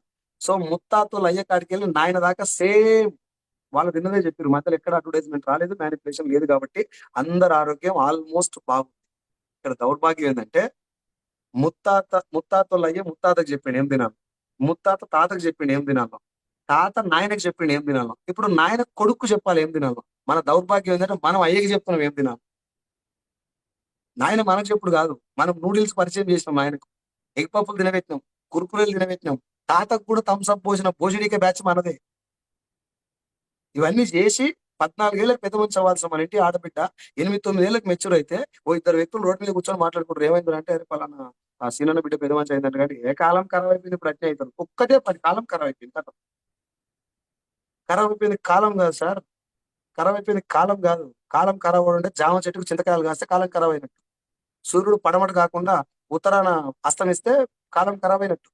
ఖరాబ్ అయింది కాలం కాదు, తీసుకునే ఫుడ్. ఇంకా దౌర్భాగ్యం ఏంటంటే ఇక్కడ మంచి ఫుడ్ లేక కాదు, మంచి ఫుడ్ ఉంది, కానీ వాళ్ళ దవాఖాన నడవటానికి, వాళ్ళ మెడిసిన్ నడవటానికి వాళ్ళే ఈ ఫుడ్ తయారు చేసి మనతో తినబెట్టి వాళ్ళ దవాఖానకు పిలిపించుకుంటారు. ఇది నేను చెప్పిన విషయం కాదు. మీకు ఇంకా డౌట్ ఉంటే నాకు బాగా నచ్చిన సినిమా ఒకటి ఉంది, ధృవ, తెలుగులో చాలా వండర్ఫుల్ మూవీ. అందులో ఒక ఒక ఒక ఈ జనరేషన్ మోటివేట్ ఒక ఏమంటారు ఒక మెసేజ్ ఉంది. ఆ మెసేజ్ ఏంటంటే రామ్ చరణ్ చెప్తారు ఆ సినిమాలో, నువ్వు ఏ నీళ్ళు తాగాలి, ఏ మెడిసిన్ వేసుకోవాలి, ఏ చదువు చదవాలనో ఒక బిజినెస్ మ్యాన్ డిసైడ్ చేస్తాడు అని. వాస్తవం కదా, చెక్ చేయండి ఒకసారి. నీళ్లు చదువు మెడిసినే కదా సార్, నువ్వు ఏ సబ్బు వాడాలో వాడే డిసైడ్ చేస్తాడు. ఏ షాంపూ వాడాలి, ఏ సర్ఫ్ వాడాలి, ఏ సబ్బు వాడాలి, వంటలు దేంతో ఉతుక్కోవాలి, బట్టలు దేంతో ఉతుక్కోవాలి, బట్టలు వాసన వస్తానికి ఏది వాడాలి, బాత్రూమ్ దేంతో కట్టుకోవాలి, బాత్రూమ్ స్మెల్ వస్తానికి ఏది వాడుకోవాలి, చాయ్ పత్తి ఏది వాడాలి, వంట నూనె ఏది వాడాలి, దోమలు రాకుండా ఏది పెట్టుకోవాలి, చీమలు రాకుండా ఏది వేసుకోవాలి, ఆఖరికి చిన్నపిల్లల ముడ్డికి ఏ కంపెనీ డైపర్ వేయాలని కూడా అడ్వర్టైజ్మెంట్ ద్వారా ఒక బిజినెస్ మ్యాన్ వారి ఇంట్లో కూర్చొని ధమాక్ తోటి తంతే నీ బాత్రూమ్ లో పడితే ప్రొడక్ట్ వచ్చి. ఇది కదా స్కామ్, రియల్ స్కామ్. నీకు అప్పుడు ఇంట్లో ఉన్న ప్రోడక్ట్ పట్టుకోండి, ఇట్లా పాండ్స్ పౌడర్ మా ఇంటికి ఎందుకు వచ్చిందో క్వశ్చన్ వేసుకోండి. ఇన్ని పౌడర్లు ఉండగా పాండ్స్ పౌడర్ మీ ఇంట్లో ఎందుకు ఉంది? ఇన్ని ఫ్లోర్ టాయిలెట్ క్లీనర్ ఉండగా హార్పిక్కే మీ ఇంట్లో ఎందుకు ఉంది? ఇన్ని ఫ్లోర్ క్లీనర్ ఉండగా లైజాలే మీ ఇంట్లో ఎందుకు ఉంది? I'm not talking about vestigians, ex vestigians గురించి ఎక్స్ అవుట్ సైడ్ కన్సూమర్ గురించి మాట్లాడుతాం. ఇన్ని సబ్బులు ఉండగా సంతూరి మీ ఇంట్లో ఎక్కువ ఎందుకు ఉంది? ఇన్ని పేస్ట్లు ఉండగా కోల్గేట్ మీ ఇంటికి ఎందుకు వచ్చింది? That is the power of an advertisement of the businessman. సెలబ్రిటీలను పావుగా వాడుకొని ఏ సెలబ్రిటీ కనీసం ఒక్క చుక్క థమ్స్అప్ లాంటి డ్రింక్ కూడా వాడు సార్. నేను బలంగా చెప్పాలంటే బాత్రూమ్ కూడా కడుక్కోవాలి. మనది లీటర్ తాగిపిస్తారు మనతో. Advertisement is the emotional blackmail. ఏ స్థాయిలో ఉంటుంది తెలుసా? మీరు మాట వినరా? పూసగా అమ్మ చేసిన నెయ్యి వినరా? ఏ రోజు అన్న టీవీలా పూసగా పెళ్ళం చేసిన నెయ్యి ఈ మాట వినరా? పిల్లం ఏం పాపం చేసింది? ఇప్పుడు నా భార్య నా కొడుకు తల్లే కదా, తను కూడా ఆడవిలే కదా. పిల్లం పేరు ఎందుకు వాడదు? ఎందుకంటే పిల్లం పేరు వాడితే అందరూ డిస్కనెక్ట్ అవుతారు, అమ్మ పేరు వాడితే అందరూ కనెక్ట్ అవుతారు. అక్కడ నెయ్యి గురించి సంబంధం లే, అమ్మ సెంటిమెంట్ వాడి ప్రొడక్ట్ బ్రాండ్ పేర్లు వదిలేసారు ఎందుకులే కానీ అమ్మ పేరు వాడి నీ ఇంట్లోకి తీసుకొస్తాను. డాడీ నేను నీకు చెప్పకుండా ట్యూషన్కి వెళ్తున్నా అని చెప్పినా, నేను పిక్నిక్ వచ్చిన డాడీ అని ఒక అమ్మాయి వాళ్ళ డాడీకి ఫోన్ చేస్తాను. రైట్? మరి ఇప్పుడు ఎందుకు చెప్తున్నావు? నీకు అబద్ధం చెప్పిన కానీ ఇప్పుడేం చెప్తున్నావు నా డాడీ అడిగితే, నీకు అబద్ధం చెప్పిన డాడీ నాకు నిద్ర రావట్లేదు అంటే ఎమ్మటే బొట్టులో నిజాయితీ, కిండ్లీ వాటర్ బాటిల్ అని వస్తుంది. నీళ్లకు నిజాయితీకి సంబంధం తలకాయ కుట్టుకుని అర్థం కాలేదు. ఒక చెంచాతో టన్ను గిన్నెలు తోమొచ్చు. చెంచా అంటే ఎంత? ఇంత. టన్ అంటే ఎంత? 1000 కేజీలు. అవుతుందా? పాసిబుల్ అయితే? అడ్వర్టైజ్మెంట్ చాలా సింపుల్ గా తీసుకుంటారు జనాలు. అడ్వర్టైజ్మెంట్ అనేది నాకు తెలిసి నిమ్మకాయ లేకుండా మంత్రాలు లేకుండా చేసేటటువంటి బలమైనటువంటి చేతబడి, పేషెంట్లను తయారు చేసే ఒక factory advertisement. It is a manipulated system. Advertisement కి డైరెక్ట్ సెల్లింగ్ కి సింపుల్ తేడా ఏంటంటే, నేను ఒక మాట చెప్తున్నా, ఒక హీరో, ఒక మంచి స్థాయిలో ఉన్న హీరో గుట్కా చెప్పి కోట్లు సంపాదిస్తే నీ మనసుకు న్యాయం ఎట్లా కనబడుతుంది? మా ఇంట్లో నా కుటుంబాన్ని హాస్పిటల్కి దూరం చేసినటువంటి ఒక ప్రొడక్ట్ నేను 10 మంది పరిచయం చేయడం ద్వారా డబ్బు సంపాదిస్తే నాకు ఫ్రాడ్ ఎందుకు కనబడుతుంది? మంచి దమాక్తో ఒక మాట చెప్పరా సార్ నాకు. అది ఎట్లా జెన్యున్ నీకు? అది నేను దాన్ని కంపేర్ చేస్తలేను. జస్ట్ ఒకసారి చూసుకో, అది ఎట్లా జెన్యున్ కంపేర్ చేస్తలేదు, కంపేర్ చేస్తాను. అది ఎట్లా జెన్యున్? ఒక వ్యక్తి గుట్కా, ఎవరైనా కావచ్చు, హీరో కావచ్చు, ఎవరైనా కావచ్చు, ఈవెన్ రాజన్న కావచ్చు, నేను కావచ్చు, గుట్కా చెప్పడం కరెక్ట్ ఎట్టుంది? మా ఇంట్లో నేను వాడిన, నా పిల్లలు, మా అమ్మ నాన్న వాడిన వంట నూనె బాగుందని 10 మంది చెప్పి డబ్బు సంపాదిస్తే నాకు ఫేక్ ఎట్లయితే? అవు ఇది కామన్ సెన్స్ క్వశ్చన్ కదా సార్. ఇవన్నీ ఇదే పీపీటీలు నాకు పీపీటీలు రావు, నేను పీపీటీలు చేయను, నాతో అది కాదు. కామన్ సెన్స్ తో చేసే బిజినెస్. నన్ను అండర్స్టాండ్ చేసుకున్నటువంటి టాపిక్ ఇది. Direct selling simple line sir. నా ప్రొడక్ట్ నేను తయారు చేస్తున్నా, కానీ నేను కంపెనీ ఓనర్ని కాబట్టి నా ప్రొడక్ట్ బాగుందని నేను చెప్పడం కరెక్ట్ కాదు. మీరే కొనుక్కొని వాడండి. ఒకవేళ మీకు బాగుందా, మీకు బాగలేదా నాకు రిటర్న్ చేయండి. ఒకవేళ మీకు మంచిగా ఉందనుకోండి, ప్రొడక్ట్ బాగుందని వాడిన మీరే చెప్తారు కాబట్టి నాకు మహేష్ బాబు మీరే, సమంత మీరే, కాజల్ మీరే, నాకు ప్రొడక్ట్ వాడే కస్టమర్ మీరే, దాన్ని ప్రచారం చేసే ప్రచారకర్త కూడా మీరే అని చెప్పి చెప్తున్నారు. అలా తప్పే ఉంది సార్. నాకు అర్థం కాదు. రాజన్న ప్లాట్ కొనాలనుకుంటున్నాను, నేను ఒక ప్లాట్ అమ్మాలనుకుంటున్నాను. నన్ను ఆయన ఒక ఆయన కలిపిండి మధ్యలో. రాజన్న దగ్గర ప్లాట్ ఉందని చెప్పి, రాజన్న ప్లాట్ నా దగ్గర ప్లాట్ ఉందని చెప్పేసి రాజన్నకి ఇన్ఫార్మ్ చేసిండు. నేను అమ్మటాయన ఉన్నాను నాకు చెప్పిండు, కొంటాయన ఉండని ఆయనకు చెప్పిండు. ఒక వ్యక్తి ఉన్నాడు ఇద్దరు మధ్యన, ఓ ప్లాట్ అమ్మిచ్చేసాడు. ఆయన కమిషన్ ఇవ్వడం తప్పేందుకు అవుతుంది? అది రియల్ ఎస్టేట్ కదా. మరి ఇక్కడ నేను సబ్బు వాడుకున్నా, నాకు బాగుందన్నాను, రాజన్న చెప్పిన, రాజన్న కూడా సబ్బు వాడుకుంటూ సబ్బు సేల్ చేసిన వ్యక్తిగా నాకు కమిషన్ ఇస్తారు. దీనికి ఫ్రాడ్ అంటే ఏంది? ఏ భాషలో చెప్తే అర్థమైంది జనాలకి? ఫేకు ఫేకు ఫేకు బెని. ఫస్ట్ ఫండమెంటల్ కాన్సెప్ట్ అర్థం చేసుకోవడానికి నోట్లకి వెళ్ళి ఫేక్ అని మాటే రాదు. డైరెక్ట్ సెల్లింగ్ లో ఫేక్ కంపెనీలు ఉన్నాయి. డైరెక్ట్ సెల్లింగ్ కాన్సెప్ట్ ఫేక్ గా అర్థమైంది sir. And coming to Vestige company 2004 కంటే ముందు, నేను తర్వాత తెలుసుకున్న చరిత్ర ఇది. అప్పుడు నాకు డైరెక్ట్ సెల్లింగ్ అంటే తెలియదు. 2004లో I was in 10th class. Direct selling అనేది అద్భుతమైన ఇండస్ట్రీ. ప్రపంచానికి ఆరోగ్యాన్ని పరిచయం చేస్తున్నటువంటి క్వాలిటీ ప్రొడక్ట్ మాత్రమే ఇస్తున్నటువంటి ఇండస్ట్రీ డైరెక్షన్, దాంట్లో నో డౌట్. ఎందుకంటే మ్యానిపులేషన్ లేదు, అడ్వర్టైజ్మెంట్ లేదు, వాడిన కస్టమర్ ప్రమోట్ చేయాలి కాబట్టి, నోటి మాట ద్వారా జరిగే బిజినెస్ కాబట్టి క్వాలిటీ ప్రొడక్ట్ ఉంటుంది. That is what direct selling. ఇక్కడ మనం పెట్టుబడి పెట్టేది, పైసలు తీసుకుని, పైసలు కట్టేది, మోసపోయేది, మోసం చేసేది ఏం లేదు. Right, that is okay. But ఎందుకు వెస్టేజ్ మాత్రమే, ఎందుకు వేరే కంపెనీ కాదు, ఓన్లీ వెస్టేజ్ మాత్రమే అంటే, మీరు ఒకసారి గమనించండి. 2004 కంటే ముందు ప్రపంచవ్యాప్తంగా డైరెక్ట్ సెల్లింగ్ అనేది ఒక మంచి పొజిషన్ లో ఉన్నప్పుడు, ఇండియాలో డైరెక్ట్ సెల్లింగ్ అనేది కుంటుపడిపోయింది. ఇండియాలో డైరెక్ట్ సెల్లింగ్ అంటే స్కామ్, ఎంఎల్ఎం స్కామ్, మోసాలు, చైన్ సిస్టమ్. ఈ న్యూస్ వస్తున్న టైంలో 2004 జూన్ 2వ తారీఖు ఒక కంపెనీ వచ్చింది. Gautam Bali sir, Kanwar Bir sir, Deepak Sood sir పెట్టినటువంటి కంపెనీ. దాని పేరే వెస్టీజ్. ఇండియాలో, భారతదేశంలో డైరెక్ట్ సెల్లింగ్ ఇండస్ట్రీకి నడక నేర్పినటువంటి కంపెనీ వెస్టీజ్. డైరెక్ట్ సెల్లింగ్ ఇండస్ట్రీకి, మన కంపెనీకి కాదు, డైరెక్ట్ సెల్లింగ్ ఇండస్ట్రీకే. ఓహో, డైరెక్ట్ సెల్లింగ్ అంటే ఇలా ఉంటదా అని మాట్లాడుకునేటువంటి రోజులు తీసుకొచ్చింది గౌతమ్ బాలి సార్. కల్లా ఎగరేసుకొని గర్వంగా చెప్పుకోవాలి ఆ విషయం. ఇవాళ వచ్చిన చిన్న చిన్న తోక పీకల కంపెనీలు చూస్తున్నారు కదా మీరు. ఏముందండి విజన్ వాళ్ళది? విజన్ అయితే టార్గెటింగ్ అని వెస్టీజ్. వెస్టీజ్ వల్ల తెచ్చుకోవాలి. ఒకటి కాదు, ఇప్పటిదాకా నేను 15 కంపెనీల దాకా చూసిన. 15-16 కంపెనీలు ఓన్లీ వెస్టీజ్ మీద ఎందుకు పడుతున్నారు? మీరు ఒకసారి ఆలోచించండి. ఏదైనా కొత్త కంపెనీ వస్తే నిలబడాలంటే విజన్ ఎట్లా ఉండాలి? వాళ్ళ own vision, own strategy, own. నేను కొత్త కంపెనీ రావద్దని లేదు, కొత్త కంపెనీ మంచిది కావట్లేదు. నా పాయింట్ ఏంటంటే, ఒక కంపెనీ నిలబడాలి అంటే, ఒక కంపెనీ ఏ రోజన్నా వెస్టేజ్ కంపెనీ వేరే కంపెనీ గురించి మాట్లాడడం చూసిరా మీరు? ఎనీ స్టేజ్, ఎక్కడ స్టేజ్ మీద గౌతమ్ బాలి సార్ కానీ, నేను కానీ, మీరు కానీ, రాజన్న కానీ, మీరు ఎవరు కానీ వేరే కంపెనీని టార్గెట్ చేయక చూసిరా ఇప్పుడు? ఎందుకు? వెస్టేజ్ కంపెనీలో ఉన్న వాళ్ళు స్వయం ప్రకాశితులు, మనం సెల్ఫ్ రైజర్స్. మనం వేరే వాళ్ళ మీద డిపెండ్ కావాల్సిన అవసరం లేదు. కొత్త నాలాంటి అనామకునికి ప్లాన్ చెప్పి తీసుకొచ్చి ఇలా నిలబెట్టి నన్ను లీడర్గా తయారు చేసిన వ్యవస్థ వెస్టేజ్. కొత్త వాళ్ళకి ప్లాన్ చెప్పినా కూడా ఈ ప్లాన్ అర్థం చేసుకొని వచ్చేటట్లే మన దగ్గర ప్లాన్ ఉంది కాబట్టి మనకు వేరే కంపెనీని టార్గెట్ చేయాల్సినటువంటి దౌర్భాగ్య పరిస్థితి పడలేదు. ఇప్పుడు వచ్చిన కంపెనీల పరిస్థితి ఏంది? వాళ్ళ ట్యాగ్ లైన్ ఏముంది తెలుసా? Vestige to dash. ఏం ట్యాగ్ లైన్ పిచ్చా? అంటే మీకు కొత్తగా ఏమంటారు, విజన్ లేదు, విజన్ లేదా? అక్కడి నుంచి ఇలా రావాలి. అండ్ ఇంకా దౌర్భాగ్యం ఏంటంటే, ఇప్పటిదాకా 7 కంపెనీలు చూస్తున్నాయి. నేను పేరు చెప్పను, 7 కంపెనీలు చూస్తున్నాను. వీళ్ళందరూ టార్గెట్ ఏంది? వెస్టీలో ఉన్న కొంతమంది తెచ్చుకోవాలి. ఇక్కడ కొంచెం గమ్మత్తైన విషయం చెప్తా వినండి.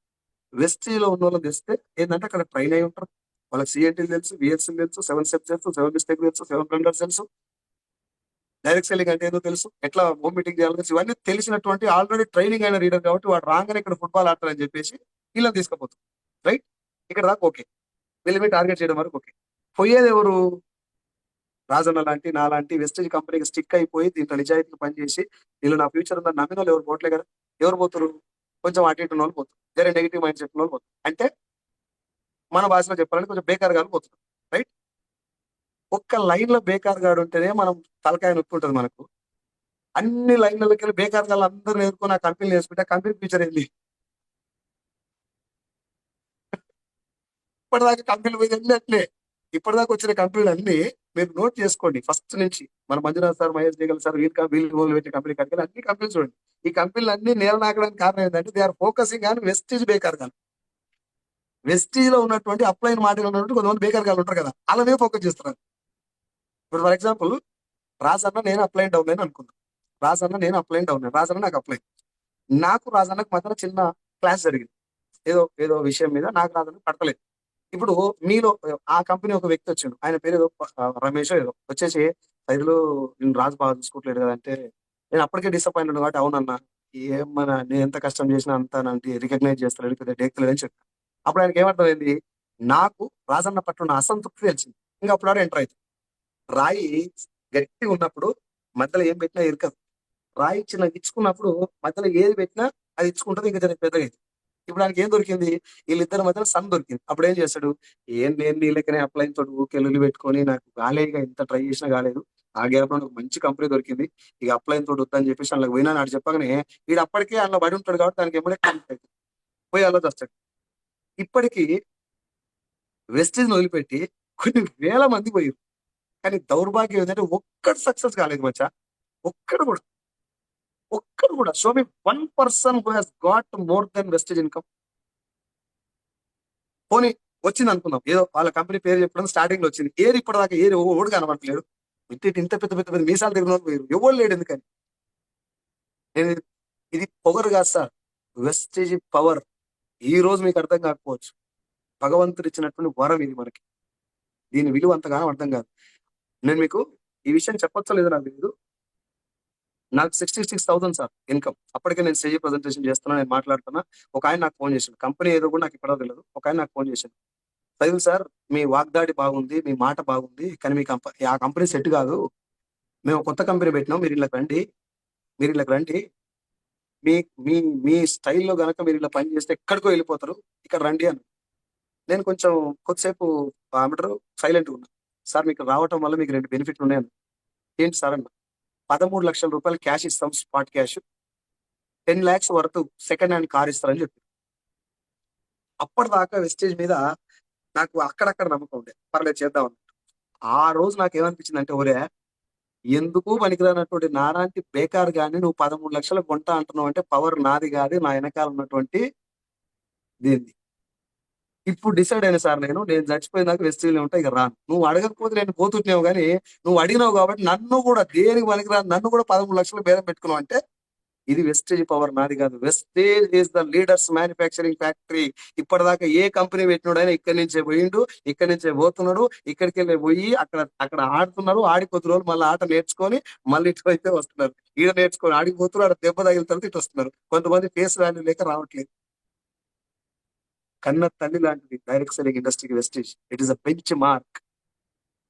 ప్రతి సెమినార్ లో, ప్రతి మీటింగ్ లో మాటకు ముందు వెస్టేజ్, వెస్టేజ్ లాగానే మా దగ్గర ప్రొడక్ట్ ఉంది, వెస్టేజ్ లాగానే మా దగ్గర ప్లాన్ ఉంది, వెస్టేజ్ లాగానే మా దగ్గర ప్రెజెంటేషన్ ఉంది. అదే ఇది తప్ప నీకు బతుకులేదా? ఏంటి అట్లా? Competition means what? You have to tell your advantage. నీ యొక్క అడ్వాంటేజ్ చెప్పి, నేను ఏ కంపెనీని రావద్దని చెప్పండి sir, but the fundamental approach లో తేడా ఉంటే మీరు ఎల్లినోళ్ళు ఖరాబ్ అవుతారు కాబట్టి ముందే చెప్తున్నాను. ఎల్లినోళ్ళు ఖరాబ్ అవుతారు, పోయినప్పుడు తెలియదు సార్, పోయేటప్పుడు తెలియదు. గౌతమ్ బాలి సార్ ఒక వ్యక్తిని, నేను పేరు చెప్పను కానీ, ఒక వ్యక్తిని వద్దు బిడ్డ అంటే, మన తెలంగాణ భాషలో చెప్తున్నా, ఆయన భాషలో ఆయన చెప్తున్నాడు. నేను వద్దు బిడ్డ, బయట సిచ్యువేషన్ బాగాలేదురా, ఇక్కడే చేసుకున్నాం, ఇప్పుడు కంపెనీ కొంచెం ప్రాబ్లమ్స్ లో ఉండొచ్చు కానీ మనం మన బయట వస్తామని చెప్తే, నేను నిన్ను నమ్ముకొని పని చేస్తాను, నా నాలెడ్జ్ నమ్ముకొని పని చేస్తాను, పోయి బోర్ల పడి ఏం చేయలేక మళ్ళీ వెనకకి వచ్చి బ్యాక్ టు మదర్ కంపెనీ అని చెప్తున్నారు. మన తాత జాగీర్ ఉన్నట్టు. ఏంది వచ్చా ఇది? ఎందుకు వచ్చిన పీక్లాట? నడుము యుద్ధం చేద్దాం దా. పవర్ స్టార్ పవన్ కళ్యాణ్కి 2 సార్లు ఏకిన తర్వాతనే సీట్లు ఇచ్చిన అటువంటి మహానుభావులు మనం. ఆ? పవర్ స్టార్ పవన్ కళ్యాణ్ కు జగన్మోహన్ రెడ్డి, వైఎస్ రాజశేఖర రెడ్డి పుత్రుడు జగన్మోహన్ రెడ్డికి, చంద్రబాబు నాయుడు పుత్రుడు నారా లోకేష్ కు పరీక్షలు జరిగినాయి. మనం ఎంత చెప్పండి? పరీక్షలు జరిగాయి మనకి? జరిగాయి. 13,000 నాకు ఇన్కమ్ వచ్చినప్పుడు 50,000 ఉద్యోగాన్ని రిజైన్ చేసిందని చెప్పి ఇందాక మన రాజన్న చెప్పిండు కదా. నేను రిజైన్ చేయడానికి నెంబర్ 1 కారణం ఇప్పుడు నేను మాట్లాడిన విషయం. 99.9% కాదు, 100% మైండ్ లో ఫిక్స్. సావాలి లేకుంటే వెస్టీలో గెలవాలి. చచ్చిపోయిందాక ఇదే కంపెనీలో ఉండాలి. ఇది నా ఫస్ట్ కంపెనీ, ఇదే నా లాస్ట్ కంపెనీ. చావో రేవో ఇక్కడ తెలుసుకోవాలి. ఫ్యూచర్ ఉంటుంది, భవిష్యత్తు ఉంటుంది, ఒక నమ్మకం ఉంటుంది, ఒక ఒక విజ్ఞత ఉంటుంది నాకు. వేరే వాళ్ళు మాట్లాడితే సైకిల్ సార్ వెస్టేజ్, రాజన్న వెస్టేజ్, ఇట్లా పేరు ఉండాలి. ఏ పురుషం లేక చేయొద్దు. తెలుసా మీకు ఏ పురుషం? పాపం ఎంత మంచి వ్యక్తి, ఎంత ఎంత మంచి కళాకారుడు, ఎంత వాగ్దాటున్నటువంటి వ్యక్తి. గవర్నమెంట్ మీద ఒక పాట పాడితే గవర్నమెంట్ ఇట్లా కూలిపోయేటటువంటి సిచ్యువేషన్ వచ్చేది. ఇళ్ళకెళ్ళి అలకెళ్ళి కనుమరుగైపోయి కనబడకుండా. మనకెందుకు చెప్పా బాధ? మనకి ఏం తక్కువ అయిందండి? ప్లాన్ మంచిగా లేదా? ప్రొడక్ట్ బాగాలేదా? నేను మళ్ళీ చెప్తున్నా, డైరెక్ట్ సెల్లింగ్ ఇండస్ట్రీకి నడక నేర్పినటువంటి కంపెనీ వెస్టేజ్. ఇండస్ట్రీకి నడక నేర్పినటువంటి కంపెనీ ఇది. ఇన్ని కంపెనీలు నిన్న మనం ఏమంటారు, ఒక కంపెనీ ఆపరేషన్ పని చేసుకుంది, ఇంకో కంపెనీ కూడా ఆపరేషన్ పని చేసుకుంది. ఒక ఏరియాలో పోలీసులు వచ్చి విజిలేస్తే ఎవరు భయపడతారు? దొంగలు భయపడతారు. ఆ కంపెనీలు ఎందుకు పని చేసుకున్నాయి? తెలంగాణ గవర్నమెంట్ ఒక గైడ్ లైన్స్ ఇచ్చింది కాబట్టి భయం అయింది. ఒక మా దగ్గరికి వస్తారని చెప్పి కుదుకొని అవుతాడు. వెస్టేజ్ కంపెనీ ఎందుకు బంద్ చేసుకోవాలి ఆపరేషన్స్? గౌతమ్ బల్ సార్ నేను మొన్న అడిగిన క్లియర్ గా, ఆయన ముందరనే అడిగిన, 2 చేతులకి నమస్కారం పెట్టి, సార్ తెలంగాణలో ఇట్లా కొంచెం డిపార్ట్మెంట్ ఇష్యూ జరుగుతుంది సార్, చూసుకోండి సార్ అని అదే పెట్టాడు. ఆ కంపెనీస్, అంత పెద్ద కంపెనీస్, నేను పేరు చెప్పను, అంత పెద్ద కంపెనీస్ కూడా ఆపరేషన్స్ బంద్ చేసుకున్నా కూడా మన ఆపరేషన్స్ ఎందుకు బంద్ చేయలేదు అనేది మీరు అర్థం చేసుకోండి అని. That is what the companies power. దయచేసి మీ అందరికీ 2 చేతులెత్తి రిక్వెస్ట్ చేస్తున్నా, నా మాటల్లో ఎక్కడైనా కొంచెం జర హార్ష్ కనబడ్డా కూడా కంపెనీ యొక్క భవిష్యత్తును, ఇక్కడ ఉన్నటువంటి విషయాన్ని అర్థం చేసుకోండి. మనకు వండర్ఫుల్ భవిష్యత్తు ఉంది. మనందరం కూడా ఎక్కడో ఏదో పుణ్యం చేసుకుంటే తప్ప ఇట్లాంటి కంపెనీ మనకు రాదు. కాబట్టి ఈ ఈ వ్యవస్థను కొంచెం పూర్తిగా అర్థం చేసుకుందాం, దీంట్లో నిలబడదాం, కష్టపడదాం అందరం కూడా నిజాయితీగా. ఇప్పుడు రాజన్న నేను ఎవరో, అసలు ఆయన ఎవరో నేను ఎవరో కూడా తెలియదు. మా ఇద్దరిని కూడా కలిపినటువంటి అద్భుతమైన వ్యవస్థ, కన్న తల్లి లాంటి వెస్టేజ్‌కి నేను దండం పెడుతున్నా. నా పూర్వీకులకు గాని ఎవరు, మా ఎంఎస్ఆర్ గారు లేకపోతే నాకు ఈ లైఫే లేదు. ఆయన నన్ను నిలబెట్టినటువంటి వ్యక్తి. నన్ను జాయిన్ చేసిన అప్లయన్స్ కావచ్చు, ఉన్నటువంటి డౌన్ లైన్స్ ఎవ్వరికి ఎల్లవేళలా కృతజ్ఞతగా ఉంటాను నేను ఖచ్చితంగా. ఈ లైఫ్ 13,000 వచ్చినప్పుడు నేను జాబ్ వదిలేస్తే 13 నుంచి మొదలు పెట్టుకుంటే 26, 29, 43, 47, 66, 88, 90,000, 97,000, 1,04,000, 1,32,000, 1,55,000, 1,66,000, 2,15, 2,25, 2,78, 3,31, 3,65, 4,20, 4,52, 5,26, 6,29, 6,43, 6,56, 5,77, 4,92, 6,60, 6,4, 7,17, 5,77, 4,92, 5,2, 5,2, 5,19, 5,24, 4,67, 4,22, 4,18, 5,50,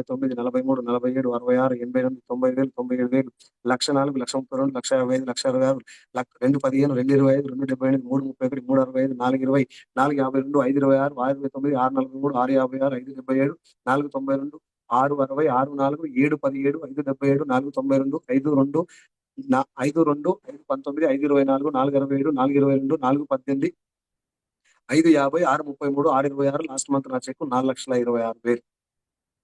కొంచెం జనరల్ గా అందరికి ఐఎస్ చెక్ చెప్పడం అలవాటు, నాకు మాత్రం లాస్ట్ మంత్ చెక్ చెప్పమని మా గురుగారు చెప్పారు, అది చెప్పాను. నేను ఎవరైనా చెప్పానంటే చెప్పను, కానీ నా స్టైల్ అది. 1,99,60,000 ఇప్పటిదాకా తీసుకున్నా. 24 లక్షల అప్పు, 18 లక్షల అప్పు ఉందని చెప్పిన కదా, దాన్ని 24 లక్షల అప్పు ఇంట్రెస్ట్ తోటి ఉండే పేపర్ నేను రాసుకున్నా సార్. నేను జాబ్ రిజైన్ చేసే రోజు నా జీవితంలో నా వల్ల నా కుటుంబానికి 24 లక్షలు నష్టం జరిగింది. నేను పుట్టడం వల్ల నా కుటుంబానికి 24 లక్షలు మైనస్ అయింది. ఇది నేను ఉన్నప్పుడే మా నాన్న బతికుండగానే ఇవన్నీ తీర్చాలని చెప్పేసి క్లియర్ గా 24 లక్షల అప్పు రాసుకున్నా. 7 గుంటల పొలం అమ్ముకుండు మా నాన్న. నా బాధ భరించలేక 7 గుంటల పొలం అమ్ముకుండు, చాలా కష్టపడుకున్నది. దాన్ని తిరిగి తీసుకురావాలని రాసుకున్నా. మూడోది, నా భార్య బంగారం బ్యాంక్ లో ఉంది, అది తిరిగి తీసుకురావాలి, ఇది రాసుకున్నా. నాలుగోది, నా పిల్లల స్కూల్, చాలా చిన్న స్కూల్లో ఫీజు డబ్బులు లేక నార్మల్ స్కూల్లో చదివిస్తున్నా. ఈ 4 పేపర్ మీద రాసి, పేపర్ చింపి బీరువా కంటించి యుద్ధం మొదలు పెట్టాను. ఒక్క సెకండ్, ఒక్క రోజు కూడా ఎండకి ఎండిన, వానకు తడిసిన, చలికి తట్టుకున్న, జనాల పనికి వాళ్ళ మాటలన్నిటి తట్టుకున్నా, కన్నీళ్ళు వస్తే ఇక్కడ దాకా దాటనివ్వడా, ఇక పైకి పెట్టి అనుకునేది గెలవాలి, లక్ష వస్తే వీళ్ళు నోళ్ళు మూతపడతాయి అని చెప్పి నిలబడ్డా. ఈ అన్ని జర్నీలలో నా ఎమ్మటి ఉండి నన్ను నిలబెట్టి, నా లోపల ఉన్నటువంటి ఆ నెగిటివ్స్ అన్ని కూడా దూరం చేసి, నా భుజం మీద చేసి నువ్వు గెలవగలవని నమ్మకం ఇచ్చినటువంటి ఒకే ఒక్క ఆ బలమైనటువంటి వ్యక్తి ఎంఎస్ఆర్ గారు. ఎంఎస్ఆర్ గారు నా ఎమ్మటి లేకపోతే ఇప్పుడు నేను మీతో మాట్లాడిన ఏ మాట కూడా ఆ స్థాయిలో వచ్చేది కాదు, నేను ఈ స్థాయిలో నిలబెట్టాను. ఓకే. సో ఇప్పటిదాకా నేను రాసుకున్నటువంటి 24 లాక్స్ అప్పు, 7 గుంటల పొలానికి బదులు 75 గుంటల పొలం తీసుకున్నా. 24 లాక్స్ అప్పు ఇచ్చేసిన. ఇప్పుడు నేను ఉండి మాట్లాడుతున్న ఇల్లు మొన్న రీసెంట్ గా 1,25,00,000 లోన్ తీసుకున్నా. 25 లక్షలు డౌన్ పేమెంట్ కట్టి ఈ 1,50,00,000 ఇల్లు హైత్ నగర్ లో మన బొమ్మలగూడ దగ్గర ఇల్లు తీసుకున్నా. రీసెంట్ గా ఫిబ్రవరి 23 గృహప్రవేశం కూడా చేసిన. ఇప్పుడు నేను కారు తీసుకున్నాను. ఇప్పుడు 2,15,000 వచ్చినప్పుడే కారు తీసుకున్నాను నేను. అప్పులు మొత్తం క్లియర్.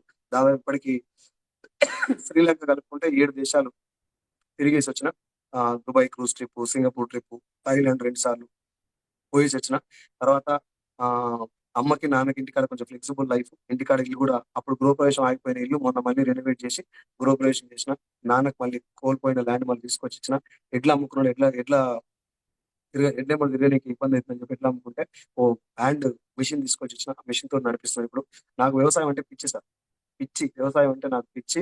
నాకు ఒకవేళ వెస్టేజ్ చేసుకుంటూ ఇంకేదైనా చేస్తారా సార్ అంటే, ఆ వ్యవసాయం అంటే పిచ్చిని వదిలేయలేక మిద్దె మీద తోట కూడా పెట్టుకున్నాను. ఇప్పుడు దాదాపు 20 రకాల కూరగాయలు పండిస్తున్నాయి. సో నాకు ప్రతి విషయాన్ని నా వైపు నుంచి చూడటం నాకు అలవాటు. మ్యానిపులేట్ చేయడం, ఏదో మోటివేట్ చేయడం, కొద్దిసేపు ఇట్లా ఆడుకోవడం నాకు ఇష్టం లేదు. క్లియర్ గా, క్లారిటీగా అవతలుడు బాధపడ్డా ఒక్క సెకండ్ బాధపడతాడు తప్ప తర్వాత నిజాన్ని అర్థం చేసుకోవడం అనేటువంటి స్టైల్లో మాట్లాడడం అలవాటు. ఏమైనా నా మాటలు మిమ్మల్ని నొప్పిస్తే ఐ వెరీ సారీ. సో నేను రాసుకున్న 24 లాక్స్ అప్పు పోయింది. ల్యాండ్ కొనుక్కున్నా, గోల్డ్ తీసుకొచ్చిన బ్యాంకులకి వెళ్ళి. పిల్లల్ని కూడా ఒక మంచి స్కూల్లో, ఎల్బీ నగర్ దగ్గర అక్షర ఇంటర్నేషనల్ స్కూల్లో జాయిన్ చేసిన.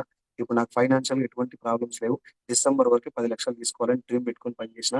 నా ఆకలికి, నా కష్టానికి ఏదో ఒక బుల్లెట్ ట్రైన్ తోడైనట్టు ఇప్పుడు వచ్చినటువంటి ఈ మంత్లీ ఇన్సెంటివ్ స్కీమ్ తోడై. చాలా మంది దాన్ని నెగిటివ్ గా చూస్తున్నారు. అది నెగిటివ్ గా సార్, చాలా వండర్ఫుల్ ప్లాన్. మీరు అంటారు కదా, ఇంటికి వెళ్ళి అల్లకపోతారు, అనకెళ్ళి ఎన్లకు పోతారు అయినా ఇప్పుడు అల్లకి రావాల్సిందే. వాళ్ళు వస్తానికే పెట్టినారు. అర్థమైంది. మ్యాచింగ్ స్కీమ్ చాలా ఉంటుంది. ఒక్క పీవీ కూడా వేస్ట్ కాకుండా పెట్టిన స్కీమ్ అది. దాన్ని కొంచెం అర్థం చేసుకునే ప్రయత్నం చేయండి. ఆల్రెడీ మీరు అర్థం చేసుకుని ఉంటారు బాగా. So thank you very much. మీ అందరికీ స్పెషల్ థ్యాంక్స్ టు రాజన్న. నాకు టైం ఇచ్చినందుకు, నన్ను ఇంతమందిని పరిచయం చేసినందుకు చాలా చాలా థ్యాంక్స్ చెప్తున్నా. మీ అందరికి కూడా భగవంతుడు మంచి బలాన్ని ఇవ్వాలి, ఒక నిలబడేటటువంటి గుణాన్ని ఇవ్వాలి, 10 మందికి హెల్ప్ చేసేటటువంటి గుణాన్ని ఇచ్చి 100 మందికి అన్నం పెట్టేటటువంటి అది ఇవ్వాలని కోరుకుంటున్నా. ఒక చిన్న విషయం చెప్పాలనుకుంటున్నా ఫైనల్ గా.